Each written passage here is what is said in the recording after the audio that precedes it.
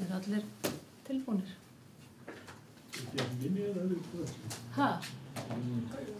Gáttina?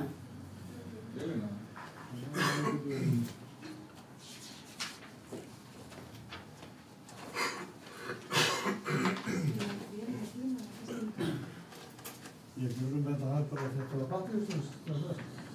Ég smá tíma.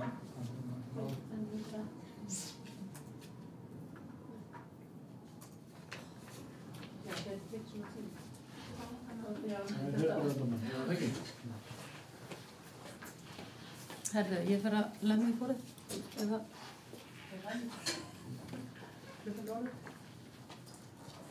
Lemstu bara í borðið? Það er akkurat. Ég segi 80. fund bæjarstjórnar Suðurnesjabæjar settan. Verið velkomin. Mættir til fundar eru Jónína Magnúsdóttir, Laufey Erlendsdóttir, Sigursveinn Bjarni Jónsson, Önundur Björnsson, Einar Jón Pálsson, Oddný Kristrún Ásgeirsdóttir, Magnús Sigfús Magnússon, Anton Kristinn Guðmundsson, Úrsula María Guðjónsdóttir, Magnús Stefánsson, bæjarstjóri og ritari fundarins. Og áður en við göngum til dagskrár þá leggur forseti til að á dagskrá verði tekið 9. mál lög veiðigjöld. Þeir sem samþykkja það gefi merki. Það er samþykkt samhljóða og við göngum þá til dagskrár.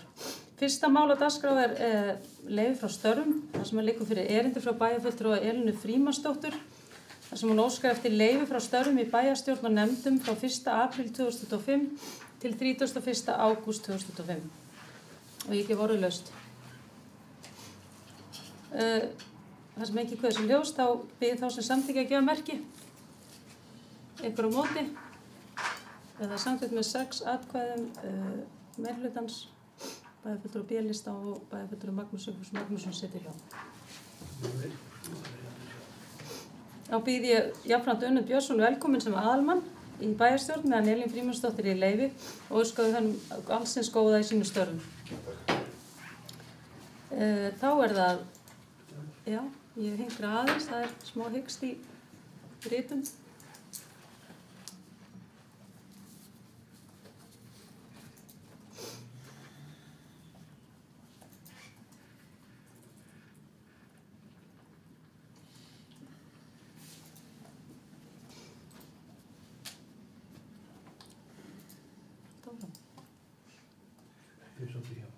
Já.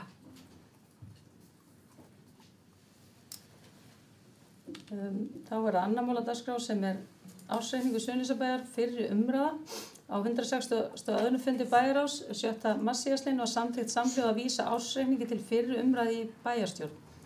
Og ég vil byrja á því að gefa bæjarstjóra orðið. Magnús Stefánsson, gjör svo vel. Bara þegar tilbúin.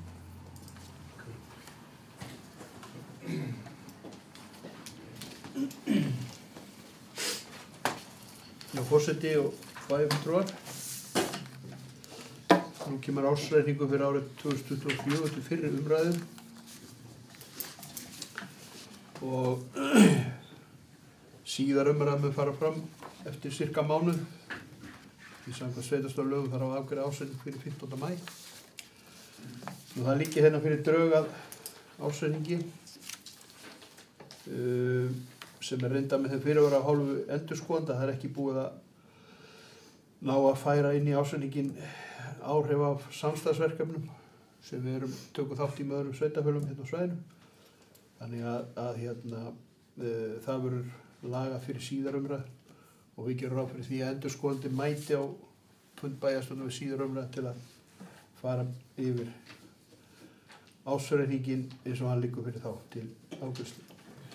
Nú bara, ég ætla ekki að taka mikið tími að fara yfir ársreikninginn núna en hins vegar er rétt að benda á það að niðurstöður rekstrarreiknings eru mjög góðar sjálfum sér, mun betri heldur en áætlun ársins gerir ráð fyrir. Þannig gert ráð fyrir að A-hluti bæjarsjóðs verði gerður upp með rúmlega 300 milljóna afgangi í staðan fyrir í áætlun tæplega 70 milljónur og á B-hluti með 329 milljónum í staðan fyrir 46 en eins og ég sagði áðan þá eftir að færa inn niðurstöður samstarfsverkefna þannig að þessar tölur kunna að breytast og munu væntanlega breytast eitthvað inn í stóra samhenginu þá þá lítur þetta svona út. Nú, í sjóðstreymis yfirlitinu þá er niðurstaða sú að handbært fé í lok árs 2024 er samkvæmt þessum drögum 640 milljónir tæpar. Það var gert ráð fyrir það væri 295 milljónir í A-hluta, en í B-hluta er þetta 651 miljón en áætlun hafi gert ráð fyrir 295. Nú aðeins ég ætla að hlaupa yfir nokkur atriði sem ég fekk hér frá sérfræðingi fjármála helstu svona frávik. Að þá er varandi tekjur í A-hluta. Þær eru 340 milljónum hærri en áætlun gerir ráð fyrir. Og í útsvara fasteignasköttum er útsvarið örlítið lægra heldur en áætlun gerir ráð fyrir, eða 45 milljónum. En fasteignaskattur eru 10 milljónum hærri. Ef við lítum að framlög jöfnunarsjóði þá eru þau það bil 100 milljónum hærri en áætlun gerir ráð fyrir og það munar mest grunnskólaframlag 20 milljónum og svo kemur inn í liður sem er framlög vegna skólamáltíða 20 milljónur sem var ekki í áætlunni sjálfu sér og útgjöld í jöfnunarframlagi 38 milljónum hærra. Síðan er þarna liður sem eru aðra tekjur og það eru 286 milljónum hærri en áætlun gerir ráð fyrir. Það eru svona helstu liðir eru hagnaðar á sölu eignum 55 milljónir sem hafði ekki verið gert ráð fyrir í áætluninni. Síðan eru alls konar endurgreiðslur vegna verkefna sem að sveitarfélagið rekur fyrir til dæmis ríkið. Ef við nefnum dæmi fylgdarlaus börn sem eru kostnaður færður í gjaldalið en við fáum endurgreiðslur sem því nemur og það er fært þarna undir aðra tekjur. Þetta er 120 milljónir sem liggja þarna. Síðan var aukið framlag frá jöfnunarsjóði vegna málefna fatlaðs fólks sem nam 30 milljónir og síðan voru fært undir þennan líka tekjur frá menntamálaráðuneytinu vegna barna með fjölþættan vanda sem við fengum 40 milljónir upp í kostnaðinn sem við lögðum út á síðasta ári. Þetta er svona helstu liðir í frávikunum í öðrum tekjum. Síðan ef við horfum að gjaldahliðina þá eru þau 200 milljónum hærri en áætlað var. Laun og launatengd gjöld eru þar 146 milljónum hærri og það er hlutaskýring af því er vegna yfirtöku eða sem sagt að við tókum reksturinn á Grænuborg. Síðan annar rekstrakostnaður er 45 milljónum hærri en áætlun gerir ráð fyrir. En síðan ef við horfum að afskriftirnar þá eru þær 10 milljónum lægri heldur en áætlun gerir ráð fyrir og megin skýringin sú að í áætlun hafi verið gert ráð fyrir að leikskólinn Grænaborg er tekin í notkun í upphafi árs eða byrjun árs en það var ekki fyrir í ágúst þannig að það skilar lægri afskriftum heldur en gert var ráð fyrir. Síðan er náttúrulega fjármagnsliðirnir vegna lækkara verðbólgu og vegna þess að við hófum ekki ný lán fyrir ekki alveg undir lok árs en mjög seint á árinu og það sá liður er 66 milljónir lægri heldur en nettó heldur en áætlun gerir ráð fyrir. Nú framleiðin í A-hlutanum er 668 milljónir sem er 10% rúm. Framleiða á B-hluta eru 836 milljónir sem eru ríflega 12%.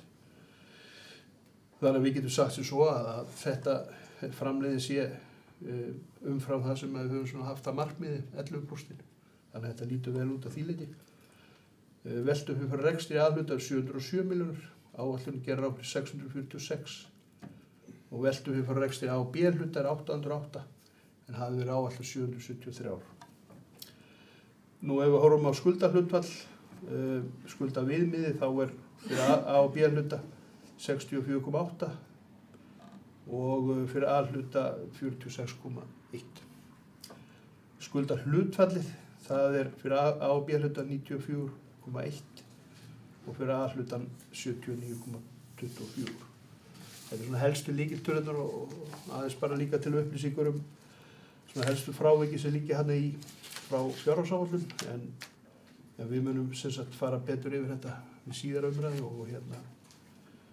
en ég ítreka það þessi afkomin alltaf mjög betur heldur en við gerum ráð fyrir og því bara fagna.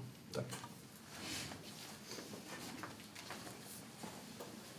Takk fyrir þetta, Magnús Stefánsson. ánægilegt að heyra að þetta lítur út fyrir að verða góður ásetningur, þó svo að allar tölur séu ekki alveg á borðinu. Ég gef orðið laust undir þessum lið. Magnús Sigfús Magnússon, gjör svo vel.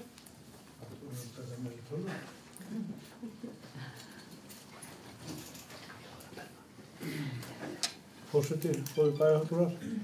Jú, þetta er gleðiefni að sjá svona góða útkomu á bæjarsjóði með við þau áföll sem að menn urðu fyrir á tímabilinu. Ég meina það er þó allavega jákvæð niðurstaða.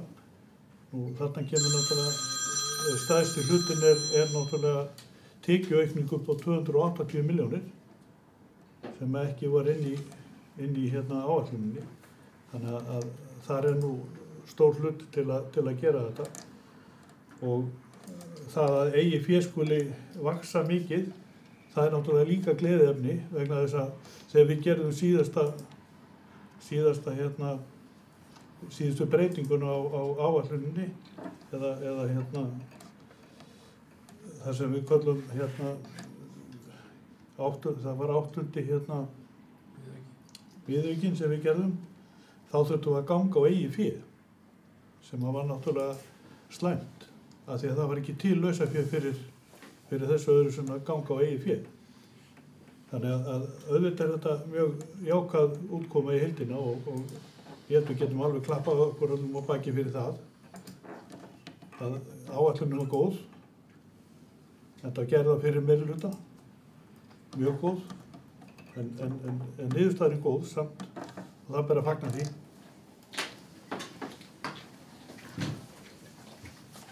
Takk fyrir þetta, Magnús. Já, ég held að getum öll sammæltur það að við getum öll átt eitthvað í þessu hvort sem var að búa til eða framfylgja. Þannig að enda óvinnulegt kjörtímabil sem hefur verið núna hjá okkur.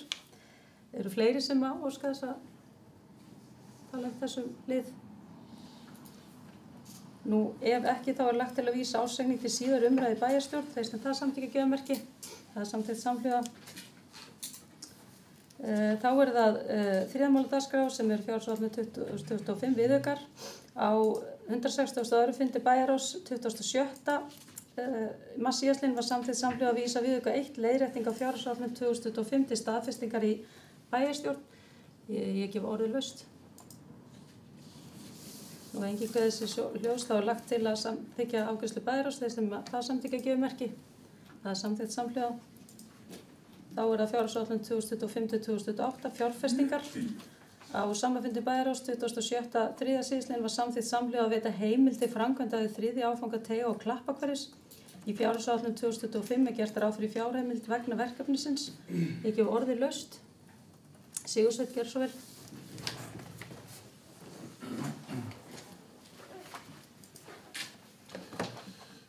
Forseti, ágætu bæjarfulltrúar. Mér langaði bara til þess að fylgja eftir þessu breytta verklagi í rauninni. Nú er það svo að bæjarráð fer ásamt bæjarstjóra með framkvæmdastjórn sveitarfélagsins og fjármálastjórn að því leyti sem slík stjórn er ekki öðrum falin og auk þess hefur bæjarráð eftirlit með stjórnsýslu sveitarfélagsins og fjármálastjórn þess.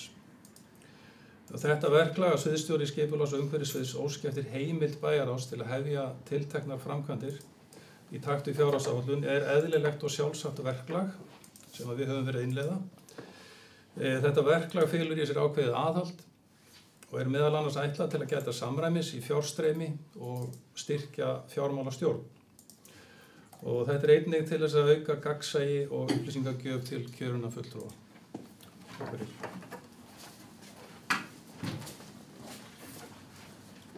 Takk fyrir þetta, Sigursveinn. Fleiri sem kveða sér ljós undir þessum lið. Magnús Sigfús Magnússon, gjör svo vel.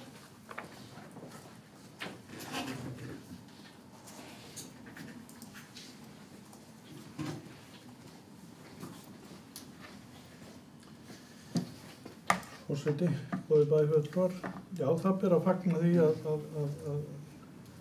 þetta sé sett fram með þessum hætti og ég lýsi bara ánægju minni yfir það að hafa þessi vinnubrögð með. En það er annað sem að mér finnst svolítið svona miður í þessu. að það skulle bara verið haldið áfram öðrum megin í að gera gatnaframkvæmdirnar. Og ég hef komið áður inn á þetta. Það voru 258 umsóknir lóðirnar í Skerjahverfi í Sandgerðishlutanum síðast. Og það virðist ekki vera sýndur neinn áhugi á því að fara þar í að klára þessar 2 götur sem þar eru. Þannig að það var svona gefið vilyrði að þær væru á dagskrá og þær ættu að koma inn. Þannig að hér er verið að fara í framkvæmdir upp á 130 eða nærri 140 milljónir og það er ekki fara að malbika einu sem göturnar suður frá. En það er búið að malbika allt hverfi hérna. Þannig að það væri gott að fá svolítið skýringar á hvað er í gangi. Og þegar við stillum upp svona að þetta sé undirstrikað af svokölluðum e-listamanni sem ég nefni, sem er bara embættismaðurinn, hann er farin að óska eftir framkvæmdaliðinni og þá spyr maður hver er það sem ræður framkvæmdum? Það hlýtur að vera sett fram með einhverjum öðrum hætti í þann lið. Þannig að áætlunarnir eru góðar, en ég get ekki ímyndað mér annað en að framkvæmda sviðið sé að óska eftir þessu með þá nefndina í fararbroddi. Hún er þá að fela einstaklingum að koma með tillögu þetta. Þannig að með öðrum orðum þá þarf þetta að fylgja líka hvernig við erum að gera þetta.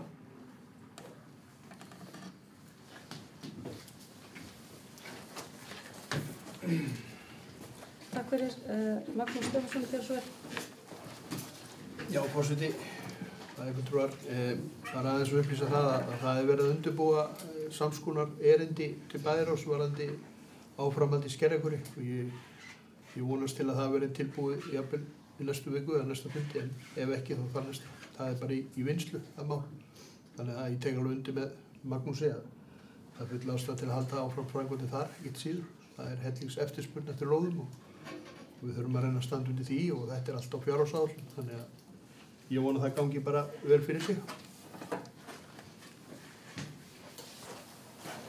Takk fyrir, Magnús. Fleiri sem kveða sér ljós undir þessum lið? Anton Kristinn Guðmundsson, gjör svo vel.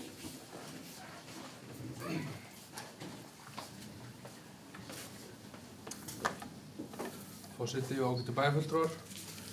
Já, það er virkilega ánægilegt að við séum að halda áfram í gatnaframkvæmdum í sveitarfélaginu okkar og byggja upp ný íbúðahverfi. Það er ábyrgðarhlutur okkar sveitarstjórnarmanna að eiga lóðir. Tala nú ekki í þessu ástandi sem nú er, þar sem að húsnæðismarkaðurinn er mjög erfiður. En ég get tekið undir það sem hefur komið hérna fram að það er mjög mikilvægt að við séum að nýta sumarið vel og vorið í framkvæmdir í báðum byggðakjörnum til þess að eiga götur í sveitarfélaginu okkar. Við sjáum það bara á þessum umsóknum sem hafa verið þessar lóðir að það er gríðarlega mikill áhugi á lóðum hjá okkur hérna í Suðurnesjabæ. Ört stækkandi sveitarfélag og mikið af fjölskyldufólki sem vill búa hérna hjá okkur. Þannig að ég vil bara taka þessi orð bæjarstjóra og gildi. Ég vona svo sannilega að þetta komi núna á vormánuðum. Þannig að það verður hægt að keyra á þessar framkvæmdir í sumar. Þannig að við verðum bara að vona að svo sé. Takk. Takk fyrir, Anton. Fleiri sem kveða sér ljós undir þessum lið? Magnús Sigurðsson, gjör svo vel.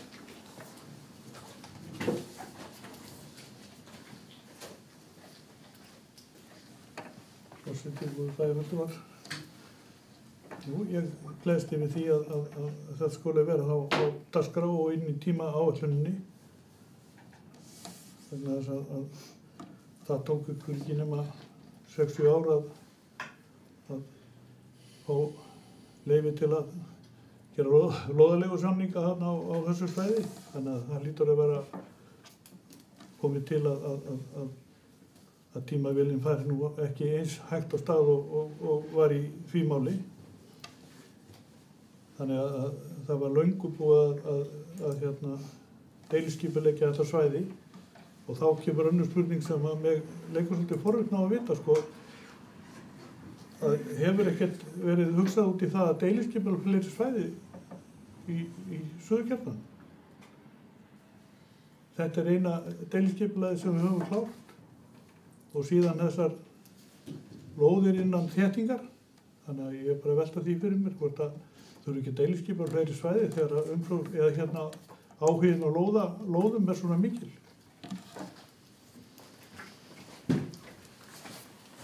Takk fyrir þetta, Magnús Sigurðsson. Einar Jón, gjörðu svo vel.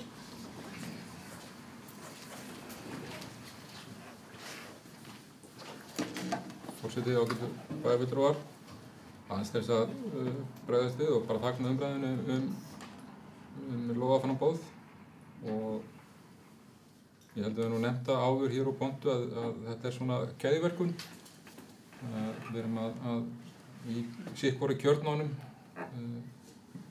að taka smá áfanga í einu og ég bara minni á það í fjárhagsáætlun ársins þá er gert ráð fyrir því að fara í 3. áfanga á Skerjahverfinu og það er í fjárhagsáætlun gert ráð fyrir frágangi við gangsettir í Skerjahverfinu. Þannig að ég vona svo fram sannarlega að það verði fæðið í það, enda á áætlun. Nú aðeins bara til að svara varðandi það að hvort það ekki að deiliskipuleggja fleiri hverfi í Sandgerðishlutanum, þá er það, ég man bara ekki á hvaða fundi það var samþykkt hérna í framkvæmdaskipulagsráði. Það var sviðinu falið að undirbúa deiliskipulag á svæðinu sem er nyrst í Sandgerðishlutanum, í kringum Sangumósið á því svæði. Þannig að trúlega fáum við ykkur upplýsingar það inn í ráðið þegar við höfum ekki fengið það ennþá. Ég get ekki sagt hvar það er statt, en það var samþykkt á einhverju fundinu, ég man bara ekki númerið, ég get bara flettið upp. En það er svo sannarlega ásókn í lóðir. Þó reyndar er staðan þannig við eigum nokkrar lausar lóðir og það hefur verið þannig að þetta hefur gengið ágætlega, en það er ekki allir fallin í gang sem hafa úthlutað lóðir, sem hafa fengið lóðum úthlutað. Þannig að okkur ber líka að ýta við þeim og halda þeim með efnið. En ég sé ekki fram annað að það sé bara mjög jákvætt uppbygging í báðum kjörnunum.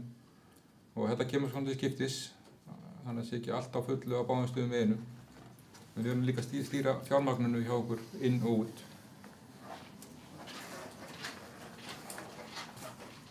Takk fyrir, Einar Jón. Fleiri sem að kveixa ljósum þessum Anton Kristinn gjörðu svo vel.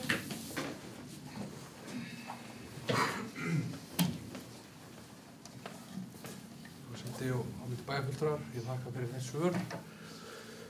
Já, mikilvægt að deiliskipuleggja og vera á undan í þeim efnum. En mér langar að beina einni spurningu til formann framkvæmda- og skipulagsráðs. Hefur hann í hyggju að setja aukið kraft og setja með meira á dagskrá varðandi þéttingu byggðar í bæði í Garði og í Sandgerði? Það lá fyrir hérna skjöl í fyrravor hugmyndir varðandi þéttingareiti í Suðurnesjabæ, bæði í Garði og Sandgerði. Og þetta var dregið svona dilka, þær lóðir sem hægt var að fara í með skjótum hætti, lóðir sem þetta svona aðeins að skoða og svo lóðir sem væru bara útilokað að fara í. Þetta eru lóðir sem hægt að fara í að útdeila sko án mikils tilkostnaðar og maður svona saknaði svolítið að sjá ekki meira út úr þessari vinnu. Ég held að það sé búið að útdeila einhverjum 2 eða 4 lóðum eða eitthvað þvíumlíkt í kringum þetta. En hefur formaðurinn einhver áform það að setja aukinn þunga í þessa vinnu og auglýsa þessar lóðir til úthlutunar? Takk fyrir, Anton. Einar Jón, gjörðu svo vel.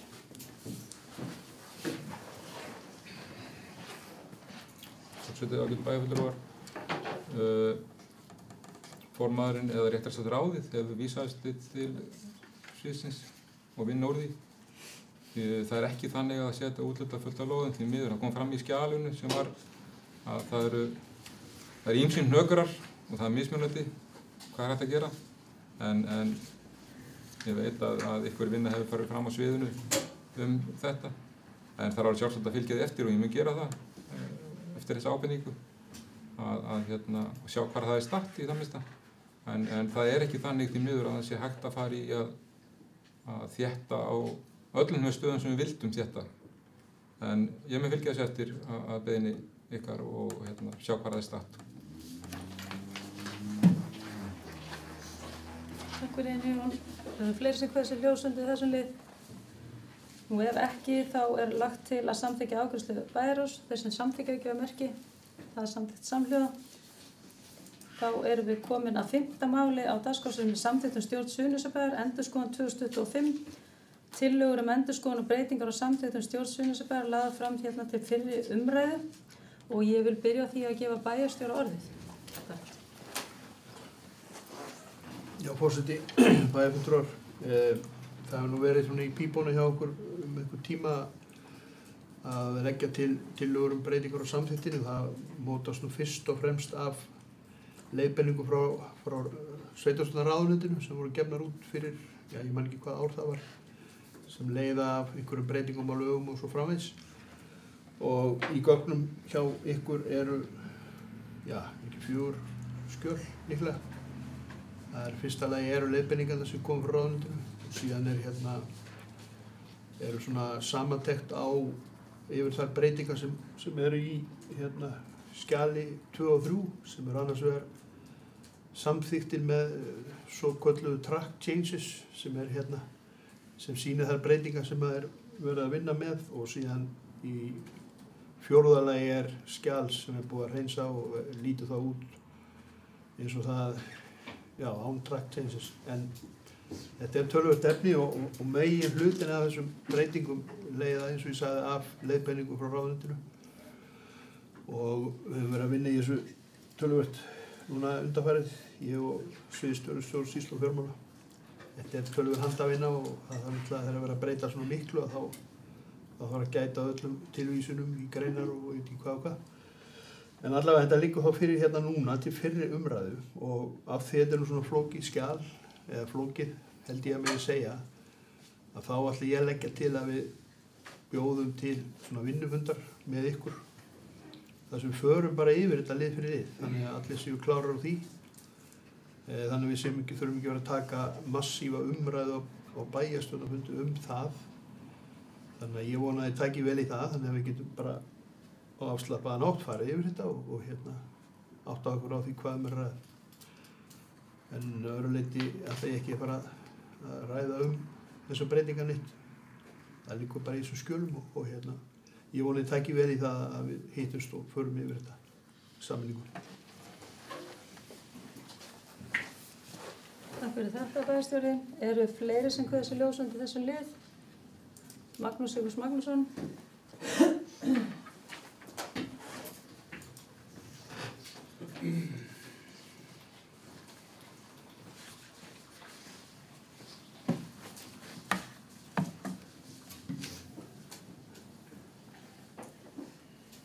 Forseti, það er bæjarfulltrúar. Þetta er mikil doðrandur og sem þarf að skoða og fara yfir. En ég er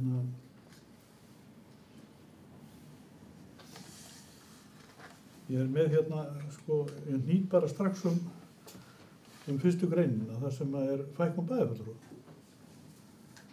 Og mér finnst við geta tekið þá umræður svona pínu lítið upp. Þetta er nú það sem snertir flest okkar í allavega þegar fram líður. Við erum að gefa út við skilaboð þegar við förum út í svona fækkun á bæjarfulltrúum. Þá erum við að gefa út í kosmósi að við erum að útbúa og stíla inn á framtíðarsýn og framtíða vinnubragð bæjarstjórnar. Og við ætlum 7 fulltrúum að vinna þá vinnu og við skulum segja að það sé nú rétt ákvörðun og allt þetta því. En þá velti ég hinu fyrir mér. Við héldum hér lokaðan fund bæjarstjórnar þar sem var verið að fjalla sameiningarmál sveitarfélaganna. Og þá spyr maður, af hverju erum við að gefa svona skilaboð út þegar ekki er búið að ljúka þeirri umræðu? Það liggur svolítið mikið á mér þegar að við erum að gefa út svona tillögur framtíðarskipulag bæjarstjórnar hérna Suðurnesjabæjar og við erum ennþá í umræðum það hvort við eigum að sameinast öðrum bæjarfélögum, eða ekki.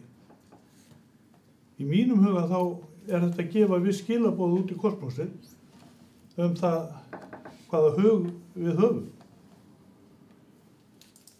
Og hérna þess vegna hefði nú verið eðlilegt að taka þessa til og geyma nú pínulítið á meðan hitt er óafgreitt. Þannig að maður hefði nú haldið að það hefði nú þurft að afgreiða hina umræðuna fyrst. Hvað ætla fólk að gera í samningaviðræðum? Ég held að það hljóta þurfa að vera. Ég hélt á þessu lokaða fundi að við höfum alltaf að taka einhver ákvörðun hvað var að gerast þar. En við ætlum ekki að gera það. En við ætlum að búa til nýtt stjórnskipulag fyrir bæjarstjórnina og erum við þá ekki að gefa út í kosmósið þá við ætlum að vinna einir eða ein. Við ætlum ekki að vera með hinum. Það er allt aðra samþykktir sem þurfa að vera þar á ferðinni. Þannig að þegar við erum að endurskoða samþykktirnar og fara yfir þetta núna á þessum tímapunkti, á sama tíma við erum að gefa, þá erum við að gefa við skilaboð út í samfélagið. Hvernig hugur okkar er. Og ég tala nú ekki fyrstu greinina þegar þar kemur bara beint fram þessi hlutur. En svo ef við förum þá leið að halda áfram, þá held ég að það sé mjög til bara góða að taka vinnufund hverja einustu grein og fjallum hana. Síðast þegar allavega var fjallað þetta í sanngirnislutanum þá var sveitarstjóri eða bæjarstjóri ásamt einu fulltrúa og meirihluta og einum og minnihluta til að fara yfir þetta. Til að menn hefðu allir aðkomu að vinnunni við þetta. Þannig að það var ekki tekin svona efnislega umræða þetta en ég hnaut bara fyrstu greinina þegar að við erum að gefa svona sterk skilaboð út í samfélagi þá finnst mér þetta ekki rétt. Vinnublóð. Fleiri sem hvað sem hljóðsöndu þessu lið. Anton Kristinn Guðmundsson, gjör svo vel.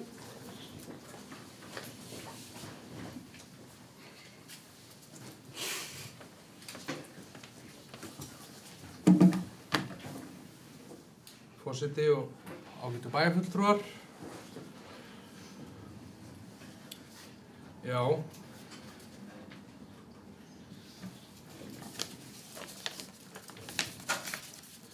Þetta er svolítið sérkennilegt. En ég ætla að byrja á að lýsa því yfir að mér finnst í rauninni tímasetningin á þessari vinnu algjörlega út í hött. Að vera að gera svona hluti, að vera að fikta í bæjarmálasamþykktinni 12 mánuði fyrir kosningar. Mér finnst þetta algjörlega fráleitt að fara fram með þessum hætti. Og það er ánægilegt að heyra það í orðum bæjarstjóra að það ég halda vinnufundi þetta út af því að minnihlutin hefur ekki haft neina aðkomu að þessu máli að eiga við þessi gögn. En maður ber að fagna því að það ég halda vinnufundi þetta. En eins og fyrsta greinin segir, með fækkun bæjarfulltrúa að taka svona ákvörðun bara 12 mánuði fyrir kosningar. Þetta í rauninni aðför að lýðræðinu af mínu viti. Og við erum að sjá það bara eins og vorum að ræða hérna í liðnum áðan, að við erum að hérna í bullandi lóðaframkvæmdum og við erum í stækkandi sveitafélagi og hérna að vera að fækka bæjarfulltrúum niður í 7 líkt á 2000 manna sveitafélag. Ég átta mig ekki á því hvað í gangi. Samkvæmt lögunum eigum við vera með 7 til 11 út af því að íbúafjöldin 2000 til 9999 íbúar. Við erum 4300 í dag og á næsta kjörtímabili þá bara mjög líklegt að við förum í hátt í 5000 íbúafjöldan og þá erum við á miðbyggi þessara fjölda sem þarna á milli 2000 og 9999 og þess vegna ættu í mínum huga að vera 9 fulltrúar bara til að tryggja það að það séu víðustu raddir við borðið. Víðustu sjónarmiðin, fólk úr alls konar stéttum samfélagsins, konur, kallar, menntaðir, ómenntaðir, tryggja hið víðustu raddir við stjórn sveitafélagsins. Þannig að ég átta mig ekki alveg á hvaða vegferð meirihlutin í þessu máli, sko. Og ef við skoðum bara staðreyndirnar í þessu, eins og við gerðum hérna daginn, jú, það Seltjarnarnesbær sem þarna á sama íbúafjöld og við sem með 7 fulltrúa, 1 sveitafélag, en svo erum við með Vestmannaeyjar sem með 9, Skagafjörð sem með 9, Ísafjarðarbær 9, Borgarbyggð 9, Norðurþing 9, allir með 9 fulltrúa, nema Seltjarnarnesbær. Þannig að þetta mjög sérstakt, sko. Ég myndi skilja það að menn ætla að fara í einhver endurskoðunar á samþykktinni eftir kosningar en að vera að gera þetta 12 mánuðum fyrir kosningar, það í rauninni óskiljanlegur hluti, sko. Og varðandi sameiningamálin að ég verð líka bara að lýsa því yfir að það eru vonbrigði að það sé haldinn hérna bæjarstjórnarfundur miðja mánuðinn og þetta málefni til umfjöllunar og engin ákvörðun liggur fyrir. Og svo verður maður fyrir ennþá meiri vonbrigðum að sjá það að þetta mál ekki eins og til afgreiðslu á þessum fundi. Og maður að hitta bæjarfulltrúa víðs vegar að hérna á Suðurnesjum og það allir að spyrja hvað Suðurnesjabær ætla að gera í málinu. Ég segi, ég hef ekki nein svör við því. Þú voru að tala við meirihlutann út af því að í Suðurnesjabæ þá minnihlutin ekki með aðkomu í þessum vinnuhópi. Það í öllum öðrum sveitafélögum þá 1 frá meirihluta og 1 frá minnihluta og svo bæjarstjórnir en í Suðurnesjabæ 2 frá meirihlutanum og svo bæjarstjóri. Þannig að minnihlutin hefur engin svör. Þannig að ég bara verð að lýsa því að ég ekkert inn í þessu máli. En auðvitað þarf að taka ákvörðun í þessu og það líka bara kurteisi gagnvart Vogum og kurteisi gagnvart Reykjanesbæ að koma hreint fram í þessu máli. Ætlum við að halda áfram eða ekki? Ef við ætlum ekki að halda áfram, þá segjum við bara nei. Ef við ætlum að halda áfram og fara með þetta í íbúakosningu, þá segjum við já. Þannig að við erum að gefa þau skilaboð út í kosmósi með því að vera að fikta í eigin bæjarmálasamþykkt, að við ætlum ekkert að fara í þessi samtöl. Og þá finnst mér við ætlum bara að koma hreint fram með það. Ekki vera að gera okkur ómerkileg með því að vera að draga þetta og tosa þetta alveg hérna inn í sumarið. Þannig að en það annað margt gott í þessari samþykkt í uppfærslunum. Það margt gott í þessu og eins og Magnús Stefánsson kom inn á og þá þetta með tilvísun frá innviðaráðuneytinu. Margt sem þarf að uppfæra. En eins og ég segi, það er líka margar spurningar þarna sem er ósvarað.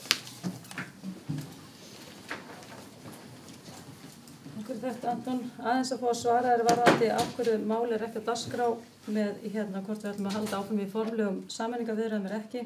Það stendur ekki bara á Suðurnesjabæ varðandi það. Það var haldinn þessi aukafundur til að reyna að ná fram skoðunum frá okkar sveitafélag og við vorum held ég bara ansið reynskiptin öll hér við borðið varðandi það.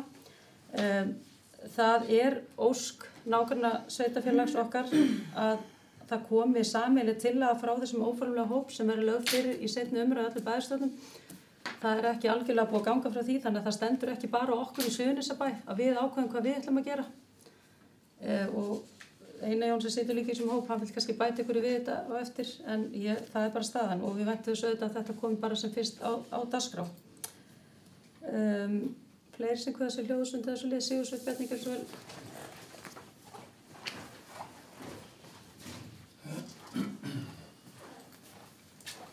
Forseti, ágætu bæjarfulltrúar. Varðandi tillögu endurskoðun og breytingar á samþykktum stjórn Suðurnesjabæjar. Tillagan að fækka bæjarfulltrúum úr 9 í 7. Nú það svo að sá meiri hluti sem nú við völd að verða 9 mánaða gamall og það hafa ýmis mál legið fyrir og þetta eitt af þeim og sem nú komið á dagskrá og þetta var í málefnaskrá S-listans til dæmis fyrir síðustu kosningar og megin markmiðið með þessari tillögu að ná fram fjárhagslegri hagræðingu og ég held að bæjarfélaginu verði alveg jafn vel stjórnað alveg jafn miklu lýðræði og hvort sem það eru 7 eða 9 en svo það svo að við þurfum að sníða okkur stakk eftir vexti og ef sveitarfélagið heldur áfram að vaxa og dafna þá það bara í valdi bæjarstjórnar hverju sinni hvaða tillögur þeir leggja fram fyrir hvert kjörtímabil en þetta allavega bara skýr tillaga frá okkur í þessum meirihluta. Takk fyrir. Takk fyrir Sigursveinn. Fleiri sem kveða sér hljóðsund þessu lið. Magnús Sigfús gerði svo vel.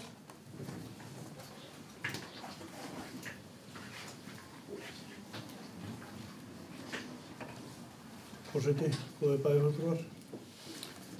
Þetta var fallegu punktur hjá Sigursveinn.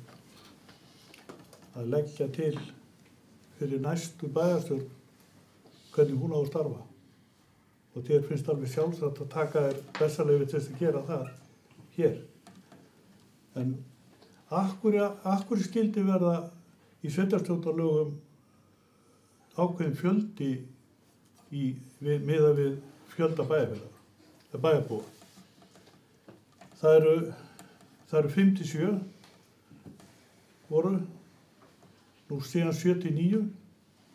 Við fengum ráðleggingar það að hafa 9 bæjarfulltrúa hérna við samninguna og þeir sem sátu þá við samningaborðið. Það voru nú forverar Sigursveins í framboði fyrir S-listan sem voru, eða fyrir samfylkinguna sem voru þá með þá umræðu að það var nauðsynlegt að fjölga þá í 9. Og það var ekkert að því að það voru færð sterk rök fyrir því og ráðgefendurnir sem þá voru í nefndinu frá sambandinu að þeir voru að leggja þetta til. Og þess vegna situm maður svona agndofa yfir því allt í einu, nú allt í einu þessi rök handónýtt og þau gildi ekki. Þá veltir maður fyrir sér hvenær gilda rökin. Það það sem maður að velta svolítið fyrir sér. Að það einhver ástæða fyrir því að það voru sett lögum fjölda bæjarfulltrúa miðað við íbúafjölda. Það einhver ástæða fyrir þeim þætti. Og það getur alveg verið hárrétt hjá Sigursveini að bærinn verði ekkert verið rekinn með 7 bæjarfulltrúum. En við erum að fara í einhverja allt aðra aðferðafræði heldur en gert alls staðar annars staðar. Ég veit ekki til þess að það hafi nokkuð staðar verið fækkað í bæjarstjórnum. Ég veit ekki til þess að það getur vel að það sé fyrir hendi. Þannig að bara þessi þáttur, hann segir mér það svolítið mikið. Og fyrir mér þá þetta bara einræðistilburði sem í gangi. Og þessi meirihluti má alveg eiga það hann hefur alveg verið að starfa í þá átt að vera með einræðistilburði. Ég þarf ekkert að fara nefn bara að vísa í fyrsta bæjarstjórnarfundur sem þeir heldu. Þar voru einræðistilburðirnir algjörir. Þannig að mér finnst þessi rök svona léttvæg hjá félagi mínum Sigurðssyni.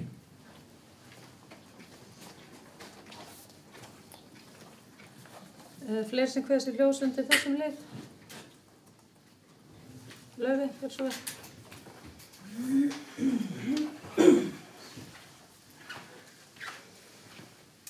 Forseti, bæjarfulltrúar. Já, mér langar aðeins bara taka til máls undir þessari umræðu.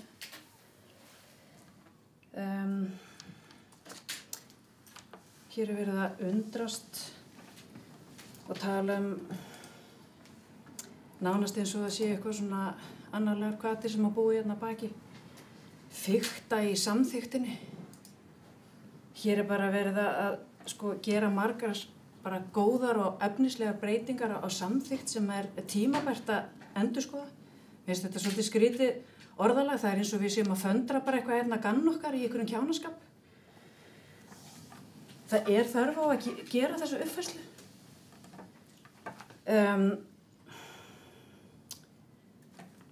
Bæjarfulltrúa Antoni Kristni er tíðrætt aðför að lýðræðinu og að minnihlutinn hafi enga aðkomu. Mér langar bara svona til að hvetja hann til þess að ræða við okkur í bæjarráði. Hún er með tíðrætt það, sérstaklega í tölvupóstum og bundnum máli annars staðar, að hann hafi málfrelsi og tillögurétt í bæjarráði. Mér langar að hvetja hann til þess að nýta það. En að sitja í bæjarráði sem áheyrnarfulltrúi og segja almennt séð ekki eitt einasta orð. Mér finnst alveg að megi nýta lýðræðislega aðkomu sína betur heldur en það. Að sitja bara og segja ekki neitt. Kannski 1, 2, 3 orð eins og hefur verið núna undanfarna fundi. Hér er líka talað léttvæg rök. Kannski. Ég, bæjarfulltrúi Magnús Sigfús talar stundum svona einhverju leyti undir rós. Ég skil ekki alveg alltaf hvað hann er að meina, en honum er sjálfsagt alveg saman það. En þegar hann talar í stórum orðum eins og einræðistilburðum, þá myndi ég allavega vilja heyra kannski einhver rök. Hvort sem þau eru léttvæg eða ekki, fyrir svona stór orð og ásakanir ómálefnaleg vinnubrögð.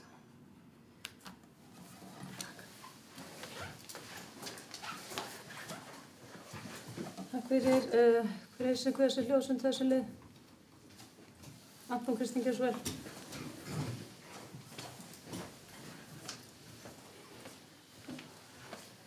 Forseti og ágætu bæjarfulltrúar. Já, þetta er merkileg orðræða. Ekki meira sé sagt. Ég veit nú ekki betur en til þess bæjarfulltrúi Laufey en að við höfum komið með tillögur inn í bæjarráð. Þær eru annarkvort verið saltaðar, svæfðar eða stólið. Þetta er það sem hefur verið gert. Það er ekki verið tekið undir en einustu tillögu hjá okkur. Þó við séum með áheyrnarfulltrúa í bæjarráði. En það þekkist ekki á byggðu bóli á Íslandi að minnihlutinn hafi ekki atkvæðisrétt í bæjarráði. Og það er bara þannig. En ég er með atkvæðisrétt í bæjarstjórn. Og er kosin hérna inn í bæjarstjórn í hlutfallskosningu á íbúum sveitafélagsins. Og það getur ekki tekið á okkur. Það ber bara virða það lýðræði. Og hérna höfum við atkvæðisrétt. Og hérna höfum við málfrelsi og tillögurétt og við nýtum hann svo sannarlega. En við höfum málfrelsi og tillöguréttin í bæjarráði og við höfum nýtt tillöguréttin oftar en einu sinni og oftar en 2 og oftar en 3. Við getum bara að skoða fundagerðirnar sem bera vitni slíkt. Þannig að þetta er svolítið sérstök orðræða.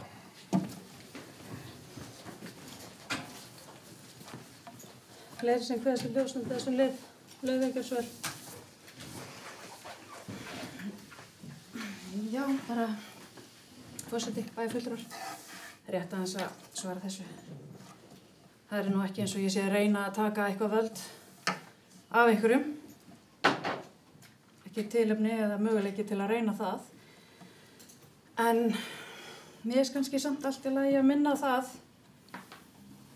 sem að bæjarfulltrúi Anton leggur áherslu á að það sé svona óeðlilega skipað í bæjarráð hér, eða það hljómar þannig.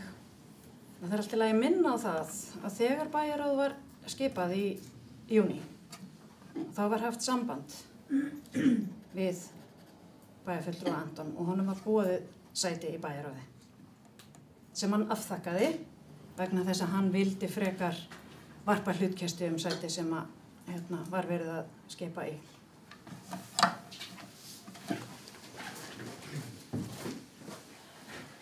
Fleiri sem kveða sér ljós þessu lið, Magnús Sigfús Magnússon gjörðu svo vel.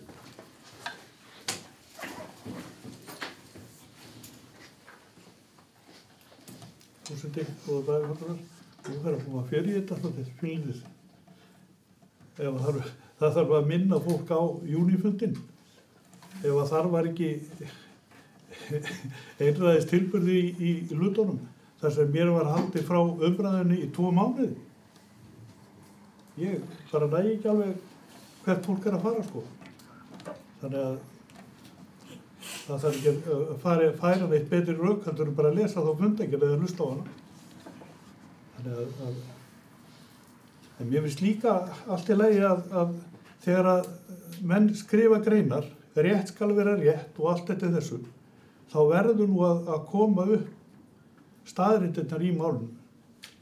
Ég hlustaði á akkurat þegar að Antoni var boðið að taka þátt í bæjarráðinu.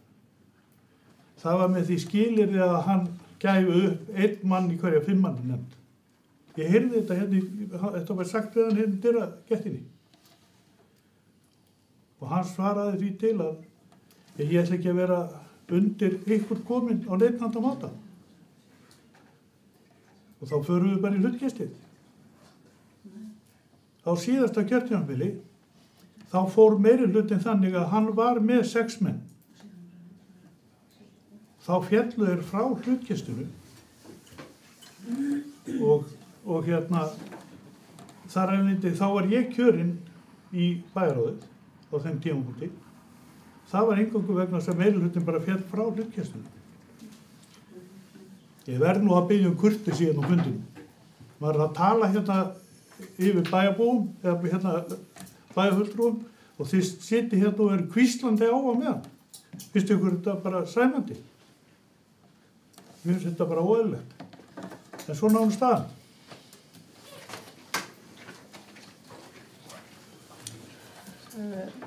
Fleiri sem kveða sér ljós þessu lið, Eineyjón gjörðu svo vel.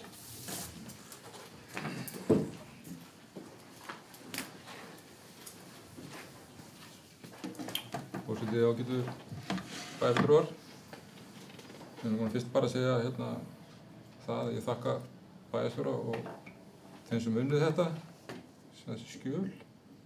Það var mjög vel lagt fram og bara árétta það að því að nú svona var verið að tala það að minnihlutin hefði eitthvað aðkoma að þessu, þá það bara þannig að svo kom bara fram að þetta bara unnið af bæjarstjóra og sviðsstjóra.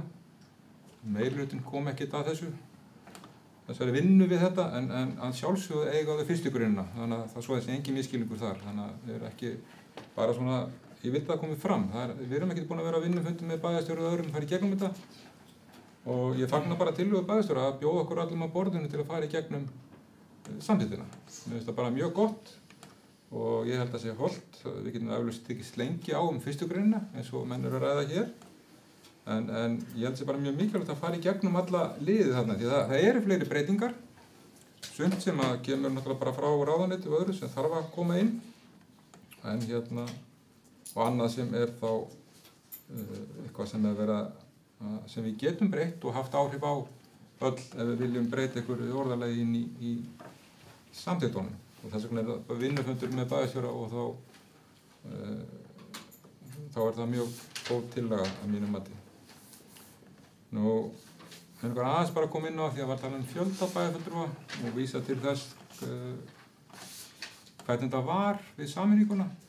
Af því að ég nú satt þá að borðinu sem forseti bæjarstjórnar Garðs og það var lagt að okkur þá til að byrja með að fjölga bæjarfulltrúum og það var alltaf hugmyndin að fækka þeim aftur. Það var bara það sem sagt, þannig að það ætti ekki að koma neitt mönnum óvart. En við getum að skoðun á því. Ég ætla ekki að taka þá skoðun af bæjarfulltrúum, að menn hafi aðra skoðun eða sitthvora skoðun á því. En bara svona því að vísa verið í hvernig þetta var og hvers vegna þetta var fjölgað. Það alveg rétt hjá bæjarfulltrúum Magnús að það var fjölgað og það var að til Stuðlan þeirra sem var unnið með okkur. Jafnframt var það rætt ákvarð þannig en svo væri eðlilegt að fækka því aftur. Og eins og hér hefur komið fram þá hefur þetta legið fyrir hjá þessum meirihluta frá því til hans var stofnað að þetta yrði gert. Þannig að þetta liggur inn í þeim gögnum sem voru lögð fram á þeim fundi fyrir 9 mánuðum sem ykkur sagði hér áðan. Ég vildi bara árétta þessu liti, bara takk fyrir þetta. Takk fyrir. Þeir sem guðs í ljósum þessu lið. Nú, ef ekki, þá lagt til að vísa málum til síður umræðu bæjarstjórn. Anton Kristinn, gjörðu svo vel. Ég búinn að fara tvisvar upp en ég ætla að taka til málsund til fundarstjórn forseta. Já, gjörðu svo vel.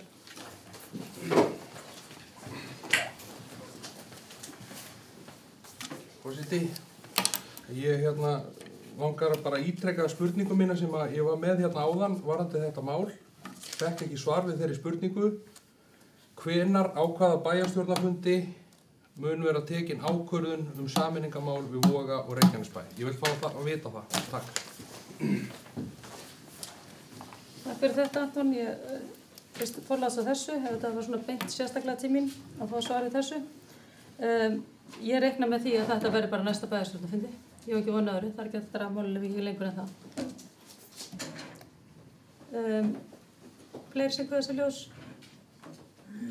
Ef ekki, þá lagt til að vísa málum til síðar umræðu bæjarstjórn, þar að segja samþykktu stjórn Suðurnesjabæjar. Þeir sem það samþykja gefur merki. Ykkur á móti. Já, það samþykkt með 6 ára meirihluta og B-listi Framsóknar á móti og bæjarfulltrúi Magnús Sigfús Magnússon. Móti. Móti.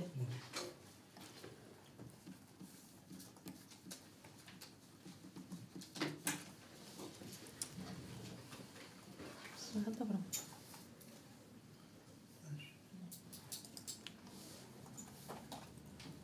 Það kannski úr seint farið en getum við fengið að gera grein fyrir atkvæðavægar. Þó séum búin að gera það, greiða atkvæði. Já, gjör svo vel.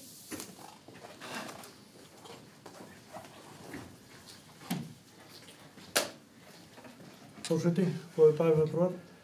Ég greiði atkvæði gegn þessari yfirferð á samþykktunum og að þessu sé vísað í aðra umræðu og það eingöngu vegna í fyrstu greinina. Ég get alls ekki fellt mig við það þegar að meirihlutinn kemur með yfirferð sem á að vera saklaus yfirferð á samþykktunum með fastar tillögur inn í þetta áður en á að halda vinnufundum hlutina. Það á þeim forsendum sem ég greiði atkvæði gegn þessu.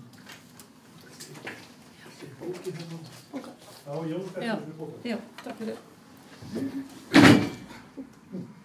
Fleiri sem kveða sér ljós ef við gera grein fyrir atkvæði sínu.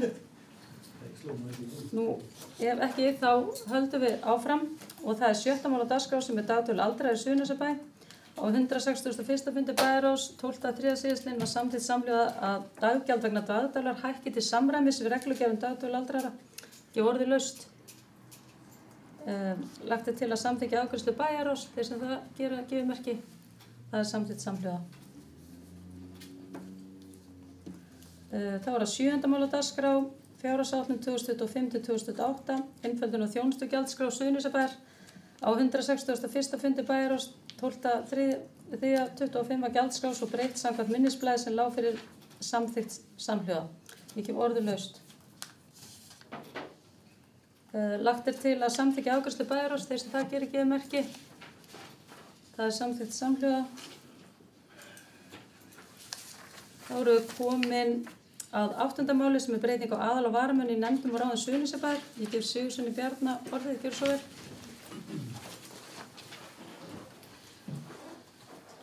Forseti, ágætu bæjarfulltrúar, í ljósi þess að bæjarfulltrúi Elín Frímannsdóttir er að fara í leyfi út ágúst, þá þarf S-listinn að gera eftirfarandi breytingar á nefndum og ráðum. Og það er tillaga frá S-listum að Önundur Björnsson verði varamaður í bæjarráði í stað Elínar Frímannsdóttur og Önundur Björnsson verði aðalmaður í framkvæmda- og skipulagsráði í stað Elínar Frímannsdóttur. Hlynur Þór Valsson verði varamaður í fjölskyldu- og velferðarráði í stað Elínar Frímannsdóttur. Hlynur Þór Valsson verði aðalmaður í stjórn heilbrigðiseftirlits Suðurnesja í stað Elínar Frímannsdóttur.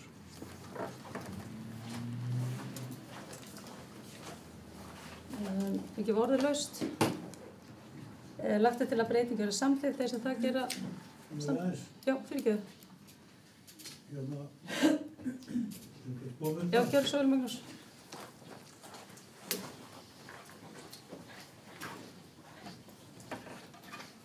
Forseti, góðir bæjarfulltrúar. Það er búið að fara fram kosning í nefndir og ráð og hér hefur verið að stilla upp einhverjum tillögum við erum ekki að fara að kjósa aftur í þetta. Þetta er tilnefninga frá einu framboðinu á breyting á fólki og mér finnst bara eðlilegt að það sé tilkynnt hérna. Það á ekki að þurfa að fara fram atkvæðagreiðsla á þessu. Það er bara mjög óeðlileg afgreiðsla. Ef að við erum að fara að greiða atkvæði þetta, þá hljótum við að þurfa að greiða atkvæði stýringuna. Þannig að mér finnst það óeðlilegt.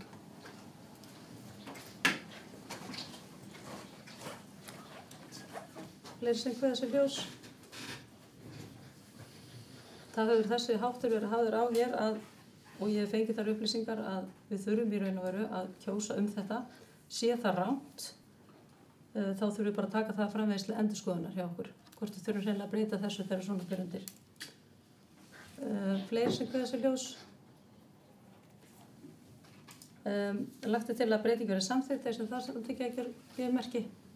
Ykkur á móti. Það er samþykkt með 6 atkvæðum meirihlutans, félisti Framsóknar situr hjá og það er fulltrúi Magnús Sigurðsson.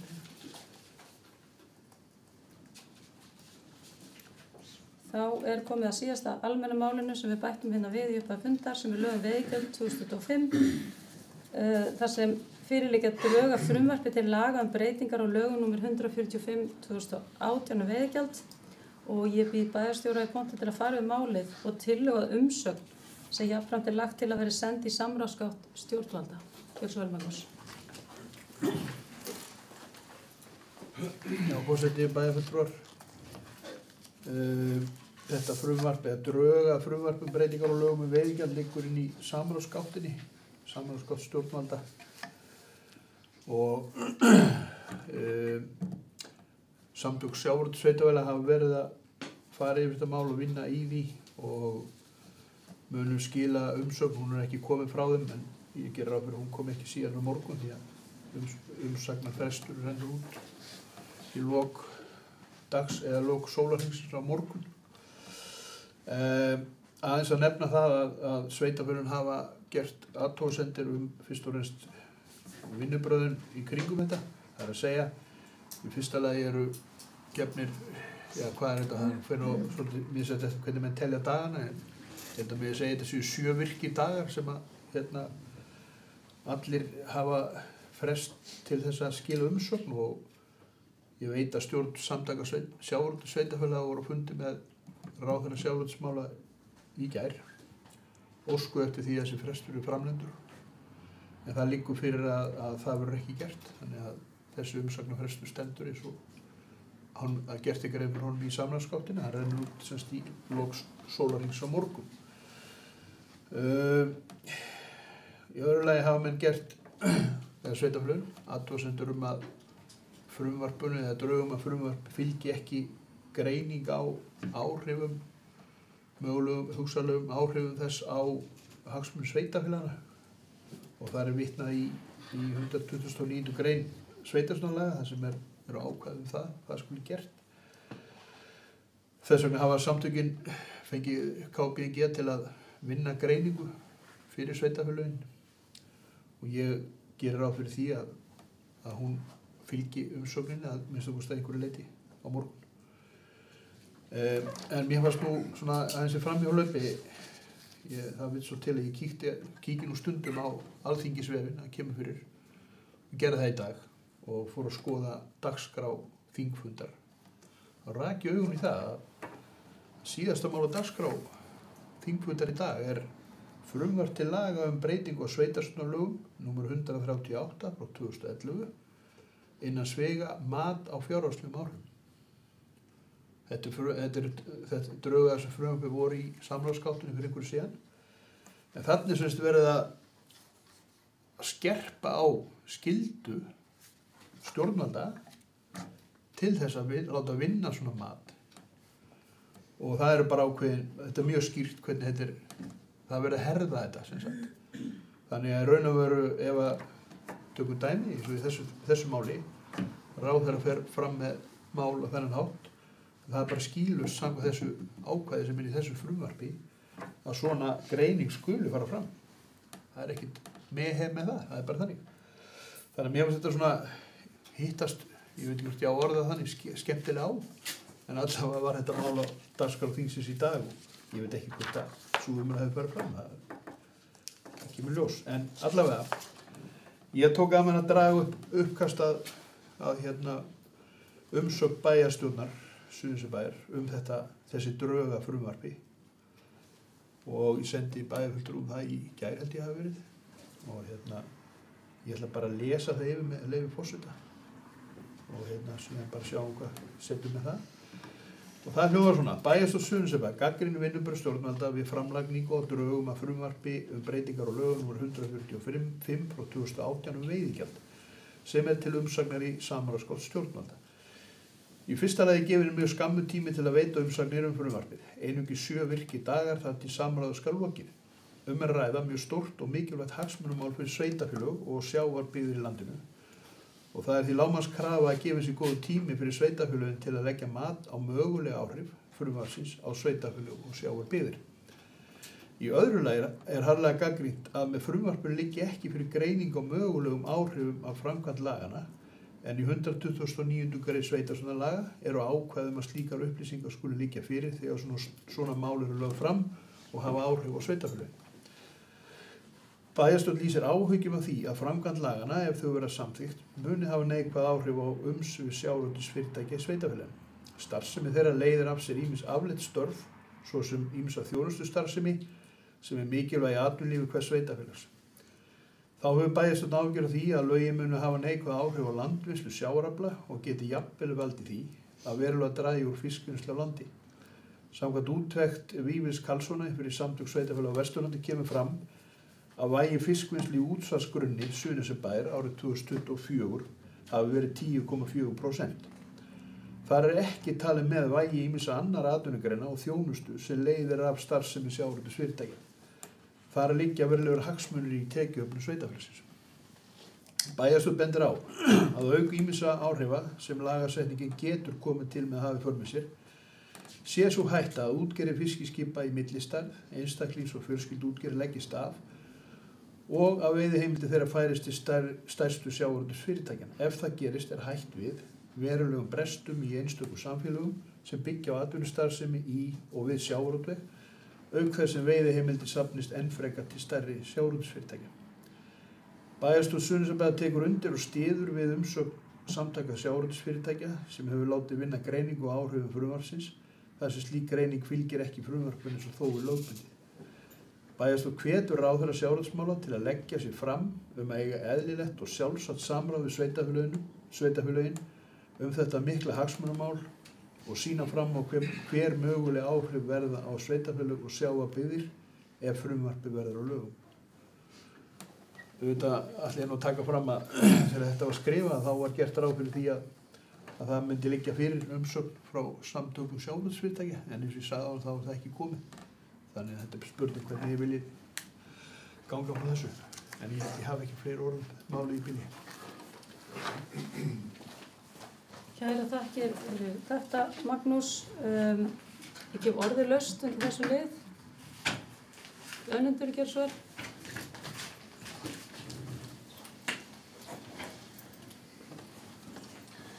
Forseti, ágætu bæjarfulltrúar. Ég fagna því vissulega að vera settur hérna við borðið hjá ykkur og með ykkur og vænti þess að ég geti látið eitthvað gott að mig leiða allavega. En satt best að segja þá held ég að þetta væri miklu skemmtilegur fundur. Ég held að menn reyndu að vera svolítið skemmtilegir og ærlegir hver við annan, frekar en að vera með hundsaus og glefs. En hvað það, ég ætla ekki að færa frekar rök fyrir þessum athugasemdum mínum.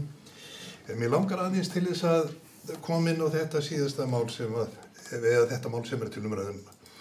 Og það er sem sagt þessi umsögn við veiðigjaldi.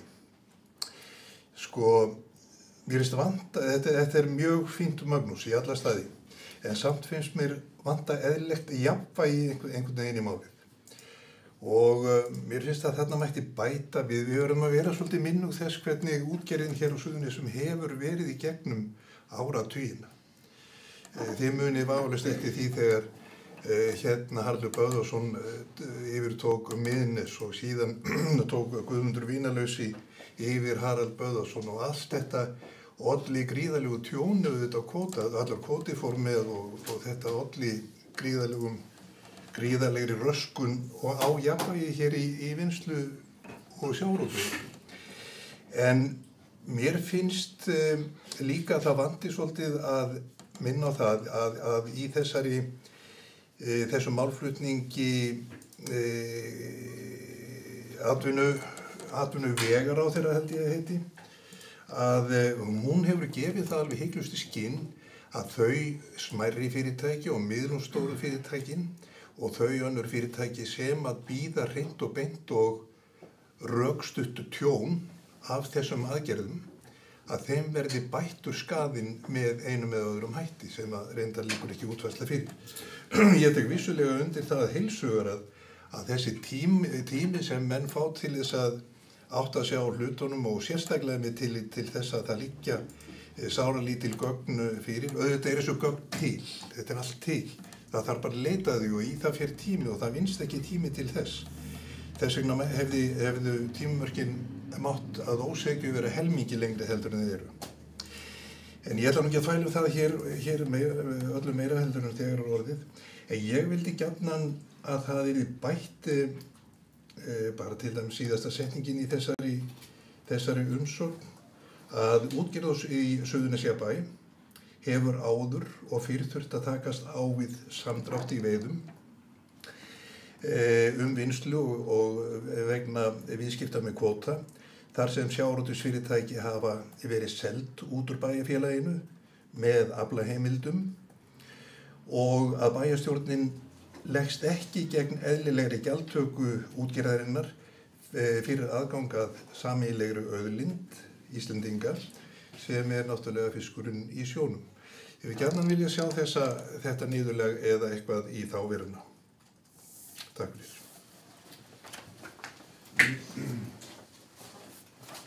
Þetta önundur, fleiri sem hversu ljósum þessum lið, Magnús Sigfús, gjör svo vel.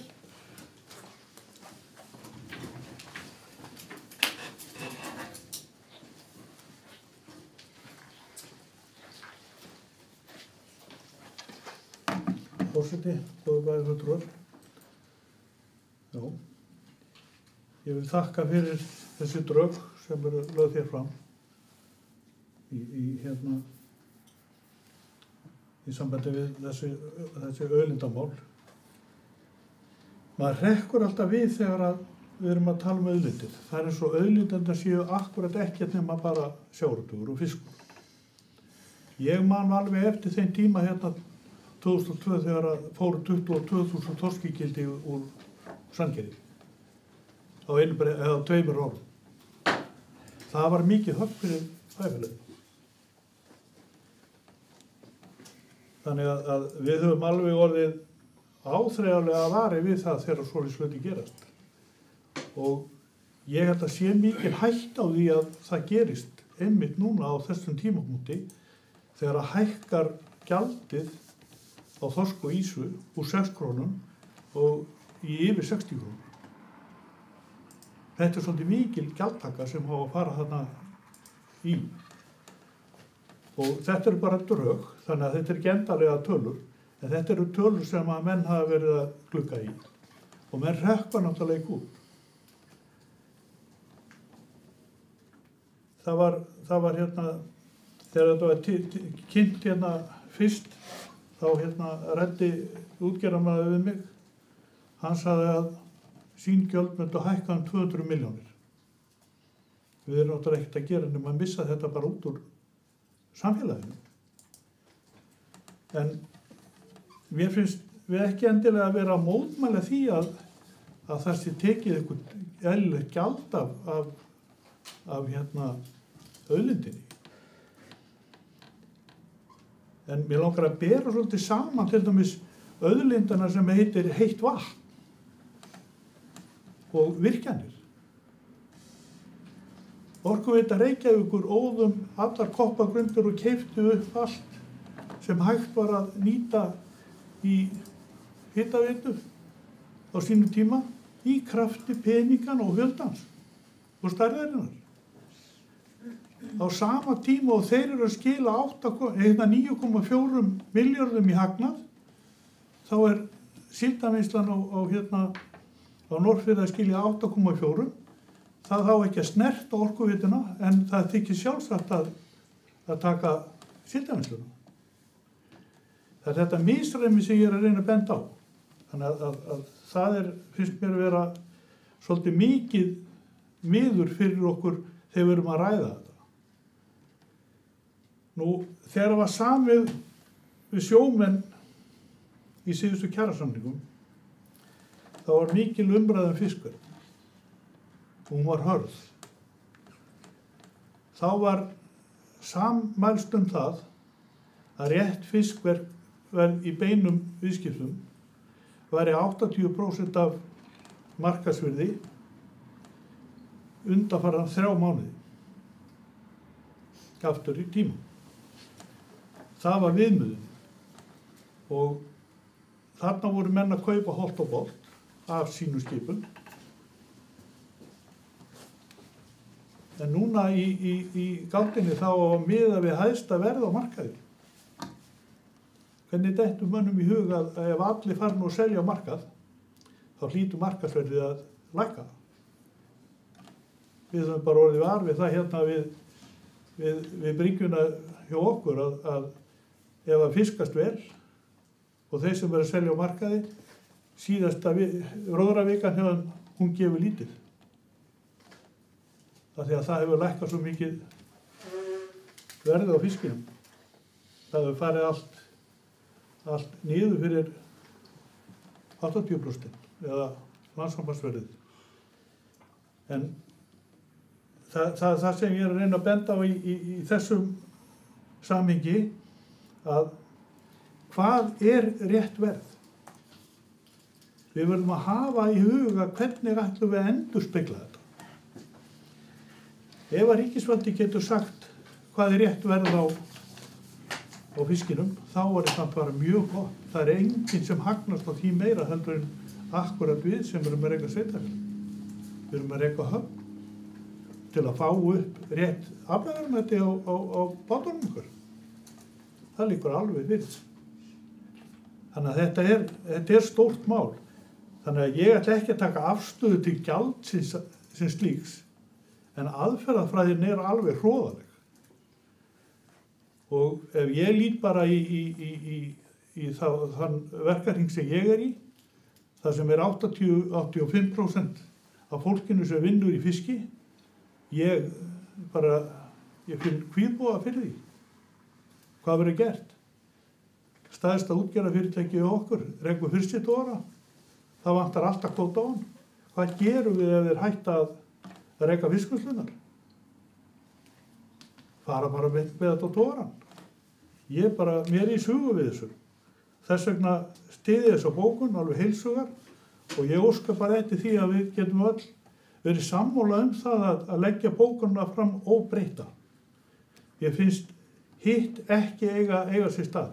Við erum að fara 23 ár aftur í tíman þegar við ætlum að fara að tala höggin sem að höfum orðið fyrir. Við erum búin að verða við miklum höggum í þessu samfélagi hérna. Fyrsta höggið var akkurat þegar kvótinn fór. Næsta högg var þegar að herinn fór. Næsta högg var þegar að Vá fór á hausinn. Þannig að það eru mörg höggin sem við höfum orðið fyrir. En nú verið að gera þetta mannavöldum algjörlega beint. Takk fyrir þetta, Magnús. Fleiri sem kveða sér fjós í þessum lið.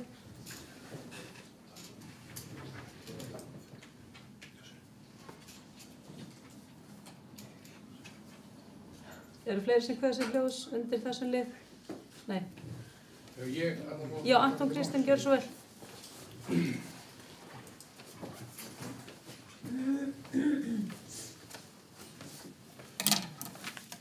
Frú forseti og ágætu bæjarfulltrúar. Já, þetta er þörf umræða og nú hefur ríkisstjórnin kynnt þessi áform sín tvöföldun á veiðigjöldum og það er nú þannig að við í Framsókn, við skiljum mögulega megin áfram fjármunum í ríkiskassan og sjávarútvegi og því endurskoðun á auðlindagjöldum sjálfsögð. En það verður að gerast á grundvelli traustra greininga og ábyrgra ákvarðana. Hvaða áhrif munu þessar breytingar hafa, ekki aðeins á rekstur útgerða, heldur einnig á byggðir landsins, byggðir eins og Suðurnesjabæ. Verðmætasköpun í greininni, tekjur þjóðarbúsins og rekstur sveitarfélaga. Þetta þýðir í rauninni það á mannamáli í dag að það tekið 58% af virkjum tekjuskatti af útgerðinni sem rennur til ríkisins og það er rangt sem hefur verið haldið fram af atvinnuvegaráðherra að aðeins 2/3 fari í vasa útgerðarmanna. 58% af virkjum tekjuskatti fer til ríkisins og ef þetta frumvarp verður á veruleika þá mun skattprósentan fari í 76%. Þá eru 24% eftir í fyrirtækinu og þetta mun hafa veruleg áhrif á byggðarlögin á Íslandi og sveitarfélögin. Það segir sér bara sjálft að fyrirtæki munu sjá hag í því að hagræða vinnslum, leggja niður vinnslurnar og annarkvort að vinna aflann í útlöndum eins og Póllandi eða færa það yfir á frystitogurana. Og það munu tapast störf við þetta. Og ég verð bara að lýsa því yfir, ég veit hreinlega ekki á hvaða vegferð ríkisstjórn Kristrúnar Frostadóttur er í þessu máli. Hún virðist ekki skilja verðmætasköpun. Sjávarútvegur er burðarás í atvinnulífi fjölda sveitarfélaga og mörgum stöðum einfaldlega lífað samfélagsins og ég þekki það í raun. Því vekur það furðu og vonbrigði að lagafrumvarp skuli lagt fram án þess að nein greining hafi farið fram á áhrifum þess á sjávarútvegssveitarfélög, atvinnulífið eða byggðir landsins. Og ekki nóg með það að þá er ríkisstjórn Kristrúnar Frostadóttur að brjóta sveitarstjórnarlög út af eins og bæjarstjóri kom inn á að samkvæmt 129. grein sveitarstjórnarlaga ber að meta sérstaklega áhrif lagabreytinga á fjárhag sveitarfélaga. Og ég vil þakka bæjarstjóra fyrir góð drög að þessari bókun og góða yfirferð. Við erum ekki á móti því að hækka álögur á sjávarútvegi en það þarf að gera með skynsömum hætti. Við þurfum að vita hvað þetta þýðir fyrir sveitarfélögin víðsvegar á landið. Ég er bara dauðhræddur það að hérna leggist af landvinnslan í okkar sveitarfélagi. Og þetta eru útsvarsgreiðendur í sveitarfélaginu. Þannig að ég legg það líka til að við leggjum þessa ályktun fram óbreytta. Hún er mjög flott og hún er alveg í takti við það sem að sjávarútvegssveitarfélögin hafa lagt til og við erum aðilar að því og við eigum að styðja bara heilshugar við þá bókun. Takk.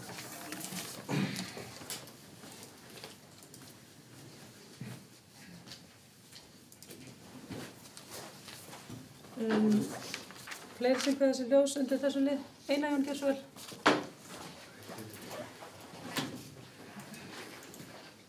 Forseti, bæjarfulltrúar. Mér vil bara taka undir það sem hér hefur verið sagt og þakka líka bæjarstjóra fyrir þessa samantekt. Það er erfitt að koma þessu saman í fáum orðum. Þannig að það muni kannski skila sér, en ég held að bæjarstjóri hafi tekist það og við heyrum það líka hér á bæjarfulltrúum að það hafi, þetta er hnitmiðað og við erum, eins og hér er komið fram, við erum ekki á móti því að tekið gjald af þessari afurð eða þessari auðlind, en það þarf að gera á skynsamlega hátt. Ég er algjörlega sammála því og ekki öðru sinni að leggja fram hvaða áhrif þetta mun hafa á samfélagin. Og þetta mun því miður hafa mjög slæm áhrif á okkar samfélag ef þetta fer fram. Þannig að ég bara fagna því og vona að við getum bara að klára þetta á þennan hátt. Takk fyrir. Fleiri sem kveða sér hljóðs þessum lið? Ef ekki, þá óskar forseti til fundarhlé.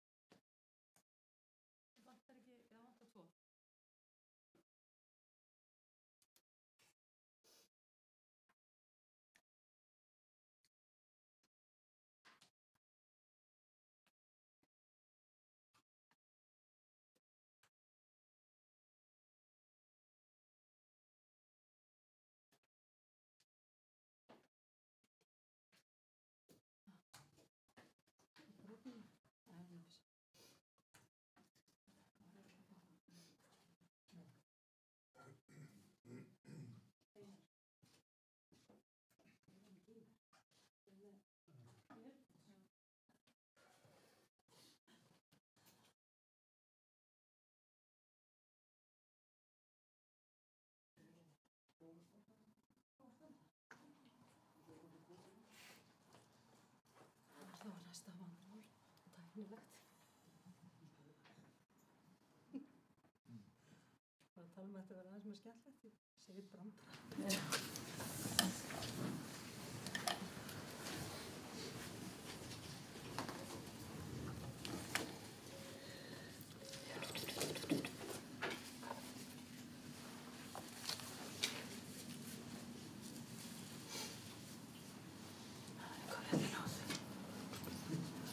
Já, við höldum fundi áfram og ég gef Önnundi Guðssyni orðið, gjör svo vel.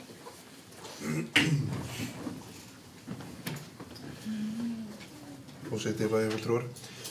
Það kann að hafa valdið einhverju misskilningi þarna það sem ég var að reyna að segja áðan að ég hefði viljað sjá þarna eina setningu viðbót. Þetta var ekki breytingatillaga að minni hálfu, heldur aðeins bara flöt umræða og innlegg í málið. Takk. Takk fyrir þetta Öndur. Fleiri sem kveða sér hljóðs undir þessum lið? Nú, ef ekki, þá er lagt til að umsögnin verði samþykkt og send í samráðsgátt stjórnvalda. Þeir sem að það samþykki að gefa merki, það er samþykkt samhljóða. Þá erum við komin í fundargerð til kynningar og fyrsta fundargerð til kynningar er bæjarráð 161 síðan 12. mars síðastliðinn. Gef orðið laust fundargerðina. Magnús Sigfús Magnússon, gjör svo vel.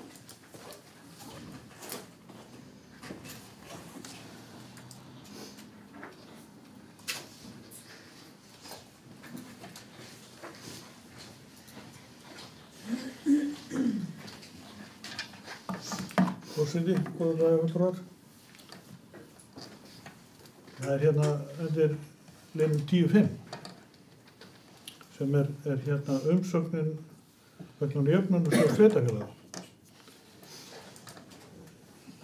Þetta er mjög góð umsögn en mér finnst vanta inn í hana stóra hluti.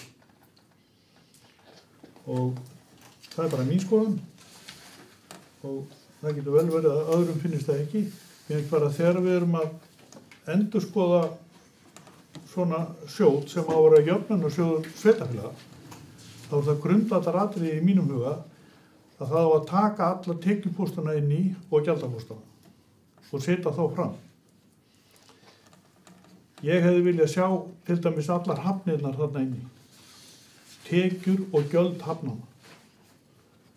Vegna þess að það eru fullt af sveitarfélögum sem eru að reka hafnir og sem enga veginn standa undir sér. Og það er í flestum tilfellum fiskiskipahafnirnar. Þannig að í mínum huga þá finnst mér við hafa dottið þarna pínlítið ofan að mér hefði fundist þetta þurfa að koma fram inn í okkar umsögn. Við erum að reka höfnina hérna okkar með tapi ár eftir ár og mér hefði fundist við þurfa að koma þessu fram. Við getum farið til dæmis inn í hérna aðrar hafnir þar sem menn eru núna að flagga tekjutapinu af því að farþegaskipin er að fækka innkomum, eingöngu út af gistinóttagjaldinu. Og hvað megum við segja sem hefum ekki möguleika á svona tekjupóstum? Reykjavíkurhöfn er að hirða tekjur af hverjum einasta Íslending í gegnum innflutning og útflutning. Þeir sem flytja út vörur, þeir hafa getað borið sig og þær hafnir. En fiskiskipahafnirnar í gegnum árin hafa aldrei nokkuð tíma getað borið sig. Þá er ég að tala þær hafa kannski getað rekið sig í daglegri umsjón, en þeir á að taka tillit til hérna fjármagnstekna og gjalda og síðan fjárfestinga, lífeyrisgreiðslna, þá er tapið komið. Ég vildi bara hafa orð á þessu. Takk fyrir þetta, Magnús Sigfús. Magnús Stefánsson, beðið um orðið. Forseti bæjarfulltrúar, þessi umsókn sem liggur hérna, eða bæjar og sendi frá sig var inn í þessa títt umtöluðu samráðsgátt stjórnvalda. Og nú er hérna komið frumvarp inn í þingið. Það var einmitt á dagskrá í dag til fyrstu umræðin. Ég veit ekki hvort að því var lokið. Við höfum náttúrulega alveg tækifæri til að koma framfæri frekari athugasemdum við þetta frumvarp bara í meðferð þingsins og ég skal bara taka þetta, Magnús, sem þú nefnir og athuga við erum með mjög góða ráðgjafa í að vinna með okkur í þessu og ég skal bara fara yfir þetta með honum, við tökum þetta eitthvað sem við getum gert á athugasemdum til þingnefndar. Takk fyrir þetta, nafnar. Fleiri sem kveður sér ljós undir þessari fundagerð. Anton Kristinn, gjör svo vel.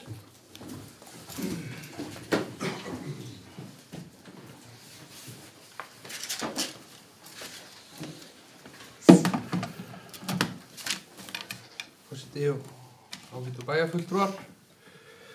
Ég kem hérna upp undir 10.1, samgönguáætlun, sjóarnir og byrjaði að þakka Einari Friðriki Brynjarsyni fyrir greinagott og glæsilegt minnisblað sem var lagt fram. En mér langar svolítið ég bara kom inn á hlutina og ég veit að allir gera sér grein fyrir því að staðan er grafalvarleg hérna í sjávarflóðum sem snertir okkar sveitafélag.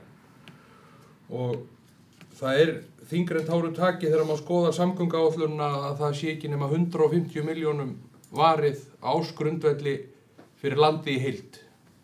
Og það dugar skammt til þess að gera eitthvað róttækt í þessum hlutum. Og sjávarflóðin sem við upplifum hérna daginn urðu bara hrikaleg. Þetta bara eyðilagði bæði land hjá bændum og hérna hjá íbúum sem búa hérna við sjávarströndina, golfvöllin og fleira. Þannig að við þurfum að setja aukinn kraft í það sem bæjarstjórn í heild sinni og aukinn slagkraft í það að berjast fyrir því að fá aukinn fjárstuðning inn í málaflokkin og ég saknaði svolítið á fundi SSS daginn að þetta var svona mikið svona til glærukynningar, maður saknaði þess að það var ekki boðið upp á almennar stjórnmálaumræður eða einhverja ályktanir sem hefði verið að taka efnislega til máls svona þætti sem snerta öll Suðurnesin í heild sinni út af því að ég veit að þetta snertir fleiri sveitafélög hérna á Suðurnesjum.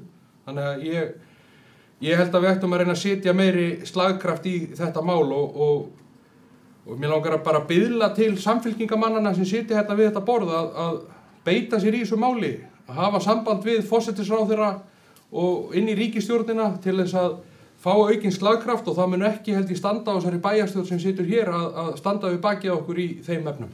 Takk. Takk fyrir þetta, Anton. Fleiri sem kveður sér ljós undir þessa fundagerð, Sigur Sveinn, Bjarni.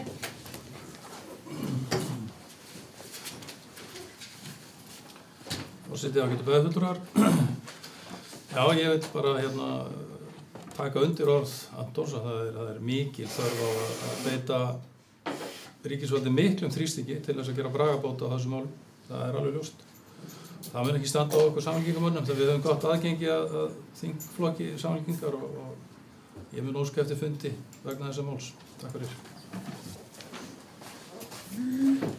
Takk fyrir þetta og góðar umræður. Fleiri sem kveður sér ljós undir þessari fundagerð. Nú ef ekki þá er hún hér bara öðru leyti lögð fram. Þá er komið að bæjarráð 162 síðan 27. mars síðastliðinn. Gef orðið laust fundagerðina. Magnús Sigfús Magnússon, gerðu svo vel.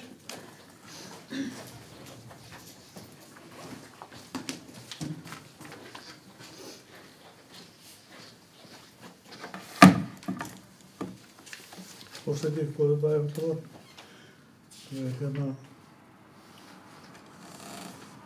Það er 11.4.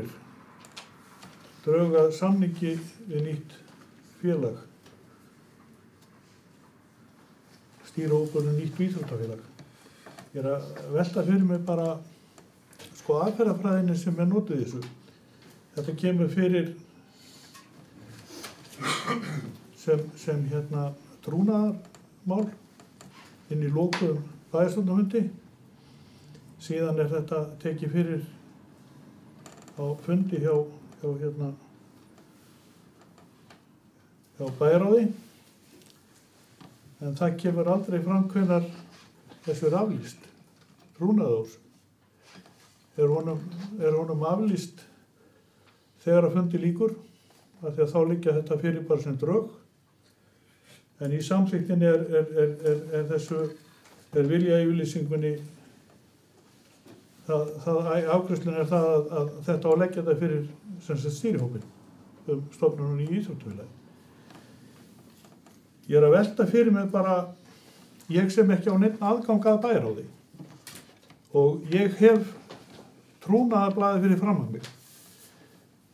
Væri ekki eðlilegt að ég fengi allavega tilkynningun það að það sé búið að létta trúnaða gagninu? Mér finnst bara mjög óeðlilegt þegar það er ekki gert.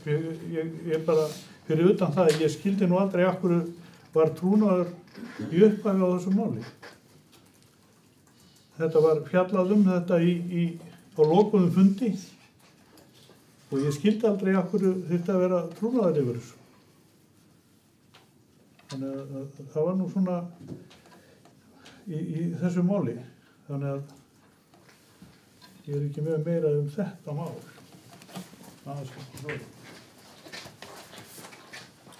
Takk fyrir, Magnús Sigfús.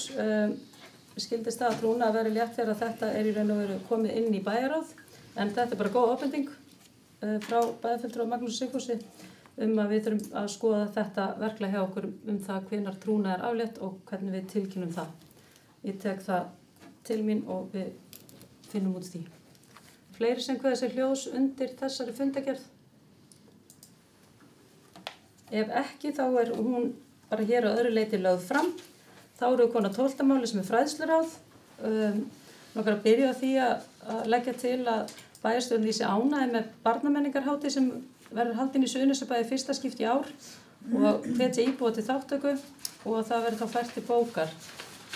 Og þessi hátíð hófst í gær og var skipulögð á ansi stuttum tíma og þetta er auðvitað bara fyrsta hátíðin á vonandi mjög mörgum og hún á pottþétt eftir að stækka og fleiri sem munu taka þátt í henni og verkefnin aukast og allt það. Við viljum sjá þessa hátíð blómstra og þannig að ég bara legg til að við lýsum ánægju með þetta og þeir sem það samþykja gefur merki.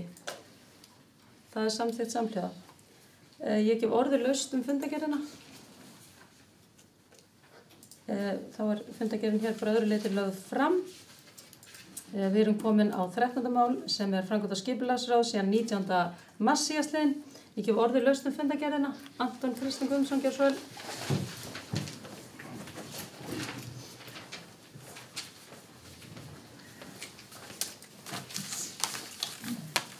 Forseti og ágætu bæjarfulltrúar, ég kem hérna upp undir liðnum 13.4, reglur úthlutun lóða í Suðurnesjabæ.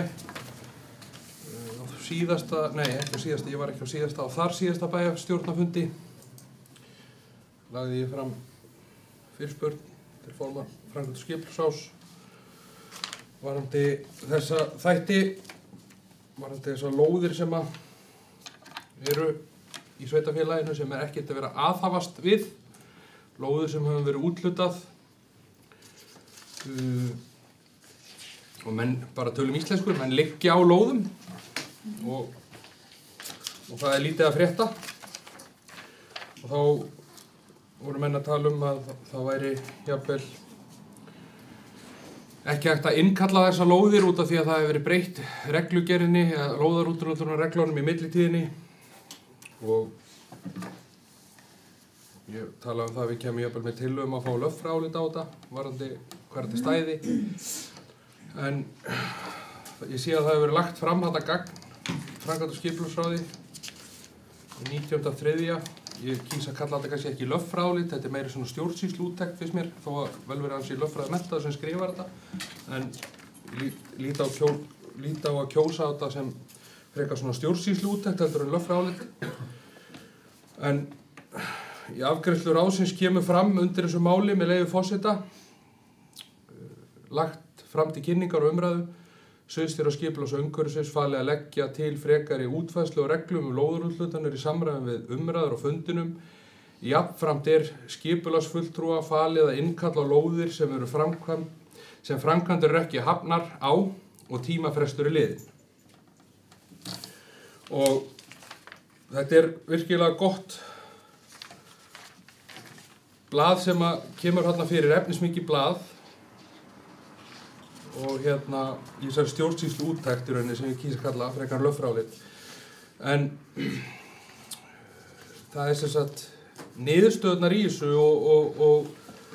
og tillögur sérfræðingsins að reglurnar eru sjálfur sér í grófum dráttum í lagi og sambærilega við önnur sveitarfélög, og þú veist það þarf ekki að breyta öllu í þeim, heldur einblína á ákveðin atriði sem hægt að bæta. Og tækifæri til úrbóta, eins og kemur fram í blaðinu, sérstaklega sem margir hafa fengið úthlutað lóð en ekkert gert í meira en 2-3 ár. Og þar kemur í rauninni svona smá áfellisdómur fram að stjórnsýslan í kringum þetta hefur verið svolítið slök. Til dæmis ekki fylgt eftir reglum framkvæmdir innan ákveðins tíma. Og sveitarfélagið ætti að bregðast við ákveðnar við þá aðila sem ekki hefja framkvæmdir, gera kröfur, senda aðvaranir og ekkert gerist að taka þá lóðina hreinlega bara tilbaka. Og þetta bara svona ýtir undir þær áhyggjur sem við höfum haft, allavega varðandi þessa hluti, að það pottur brotinn í þessu, að það eftirfylgnin í rauninni ekki nóg. En það þarf samt að gæta að meginreglu stjórnsýsluréttar, eins og meðalhófi og andmælarétti.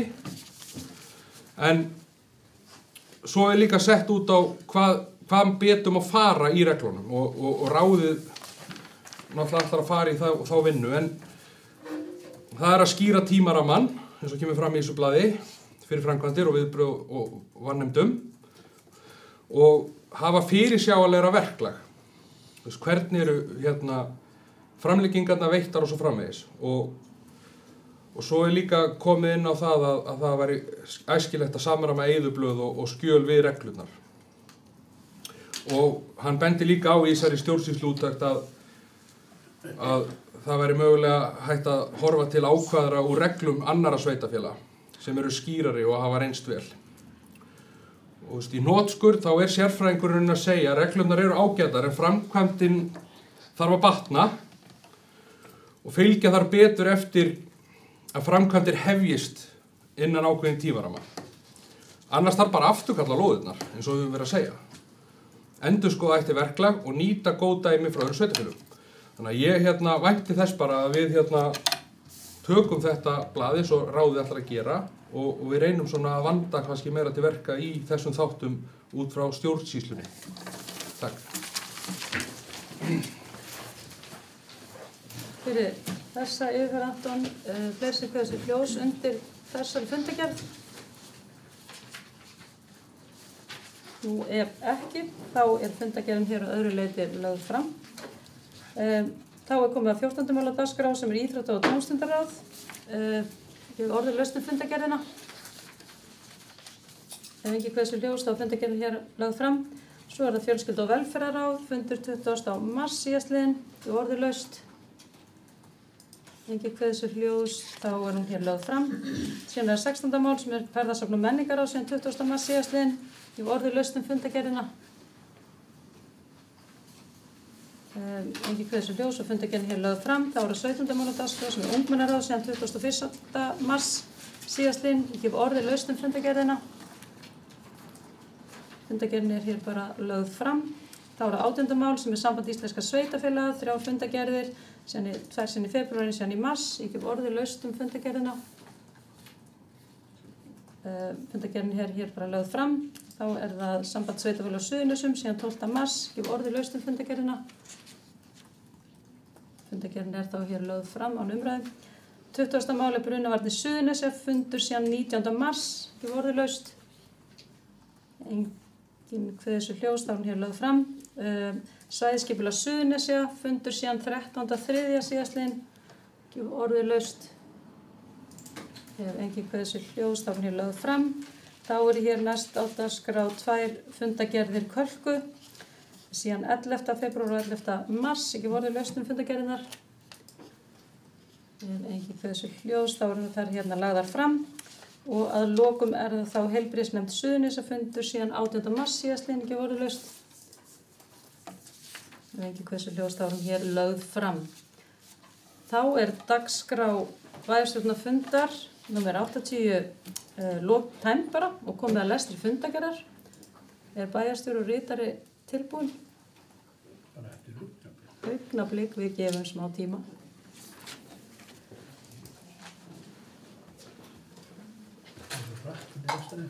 Já. Komið hlaupast. Já, ég veit.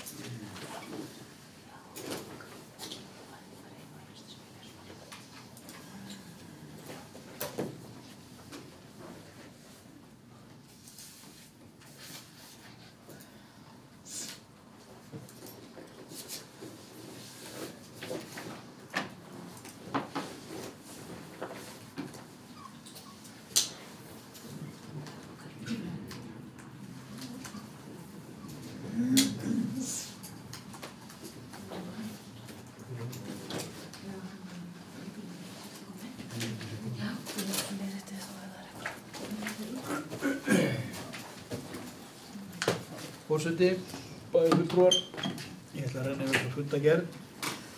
Það er 80. fundur bæjarstjórnar haldinn í Ráðhúsinu í Garði miðvikudag 2. apríl kl. 17:30. Fundi sátu Jóna Magnúsdóttir, Einar Pálsson, Magnús Sigfús Magnússon, Oddný Kristján Ásgeirsdóttir, Anton Kristi Guðmundsson, Úrsula María Guðjónsdóttir, Laufey Erlendsdóttir, Sigursveinn Bjarni Jónsson, Önundur Björnsson og Magnús Stefánsson. Fundagerð ritaði Magnús Stefánsson, bæjarstjóri. Áður gengið á þetta dagskrá lagði forseti til að á dagskrá verði tekið 9. mál lög veiðigjöld tillaga forseta var samþykkt samhljóða. Má ég svo lesa bara afgreiðslu? Er það samþykkt? Ok, fyrsta mál leyfi frá störfum. Afgreiðsla samþykkt með 6 atkvæðum D og S-lista að veita Elínu Frímannsdóttur leyfi frá störfum í bæjarstjórn til 31. ágúst 2025. Fulltrúar B-lista og Magnús Sigfús Magnússon sátu hjá. Önundur Björnsson tekur sæti í bæjarstjórn í stað Elínar. Ásetningur nr. 2 samþykkt samhljóða að vísa til málstóku býtum við í 2 MS og MSM. Samþykkt samhljóða að vísa ásetningi til síðar umræðu bæjarstjórn. Skráður, ég laga það svo. Þriðja mál, fjárhagsáætlun viðaukar. Afgreiðsla samþykkt samhljóða staðfesta viðauka 1 við fjárhagsáætlun 25. Fjórða mál, fjárhagsáætlun fjárfestingar, þar tóku til máls SBJ, MSM, MS, AKG og EJP. Afgreiðsla bæjar á samþykkt samhljóða. Fimmta mál samþykktu stjórn Suðurnesjabæjar til málstóku MS, MSM, AKG, JM, SBJ, LE og EJP. Afgreiðsla samþykkt með 6 atkvæðum fulltrúa D og S-lista að vísa málum til síðar umræðu bæjarstjórn. Fulltrúa B-lista og Magnús Sigfús Magnússon greiddi atkvæði á móti. Magnús Sigfús Magnússon gerði grein fyrir því að afstaða hans að greiða atkvæði á móti því að málið fari til annar umræðu byggist á tillögu breytingar á 1. grein samþykktarinnar. Magnús, ertu sáttur við þetta? Flott er. 7. mál, dagdvöl aldraðra, afgreiðsla bæjar á samhljóða, síðan 7. mál fjárhagsáætlun, einföldun og þjónustugjaldskrá, afgreiðsla bæjar á samhljóða. Síðan kemur 8. málið, aðal og varamenn í nefndum og ráðum til málstóku SBJ, MSM og JM. Afgreiðsla til að S-lista samþykkt með atkvæðum fulltrúa D og S-lista, fulltrúa B-lista og Magnús Sigfús Magnússon sátu hjá. 9. mál lög veiðigjöld til málstóku MS, ÖB, MSM, AKG og EJP. Afgreiðsla bæjarstjórn samþykkir samhljóða eftirfarandi bókun sem verður send sem umsögn Suðurnesjabæjar drög að frumvarpi breytingar á lögum nr. 145/2018 veiðigjald í samráðsgátt stjórnvalda. Þá ég að lesa þetta allt yfir ef viljið það? Ekki óþarfi. Er hún ekki bara óbreytt? Jú. Þú laðar hana Jú. fram. Ok, takk fyrir það. 10. mál, bæjaráð 161, til málstóku MSM, MS, AKG og SBJ, afgreiðsla lagt fram. 11. mál, bæjaráð 162, til málstóku MSM og JM, afgreiðsla lagt fram. 12. mál, fræðsluráð 53, til málstóku JM, afgreiðsla, samþykkt samhljóða bæjarstjórn lýsir ánægju með barnamenningarhátíð sem verður haldin í Suðurnesjabæ í fyrsta skipti í ár og hvetur íbúa til þátttöku. Fundargerðin að öðru leyti lögð fram. 13. framkvæmd skipulagsráð til málstóku AKG, afgreiðsla lagt fram. 14. íþrótta- og tómstundaráð 28, afgreiðsla lagt fram. 15. fjölskyldu- og velferðarráð 58. fundur, afgreiðsla lagt fram. 16. ferðasafn- og menningaráð 33. fundur, afgreiðsla lagt fram. 17. mál ungmennaráð 19. fundur, afgreiðsla lagt fram. Samband íslenskra sveitarfélaga fundargerðir, það eru 3 fundargerðir lagðar fram. Samband sveitarfélaga á Suðurnesjum fundargerð, afgreiðsla lagt fram. Brunavarnir Suðurnesja, mál nr. 20, 91. fundur stjórnar lagt fram.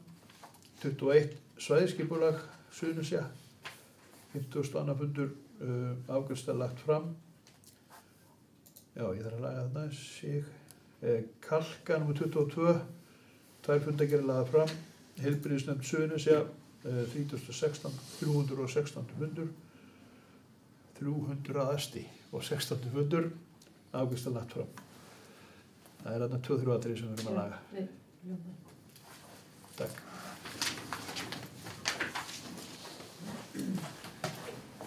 Takk fyrir Magnús. Eru athugasemdir við fundargerðina?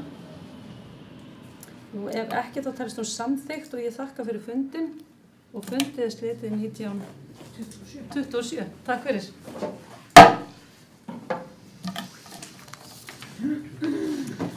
Það var hérna... Getur þið? Já, þú knætti hérna bara út. Það varst að einhvers stað sem sagði ég er fyrir málsum. Jú, þú gerir ekki grein fyrir þetta lýsa ánægju með hafnarnar. Já, og ásendingin, já, en svo fannst mér að vera einu mörg stað hérna sem að 9. mál. Það er Í bæjaráði?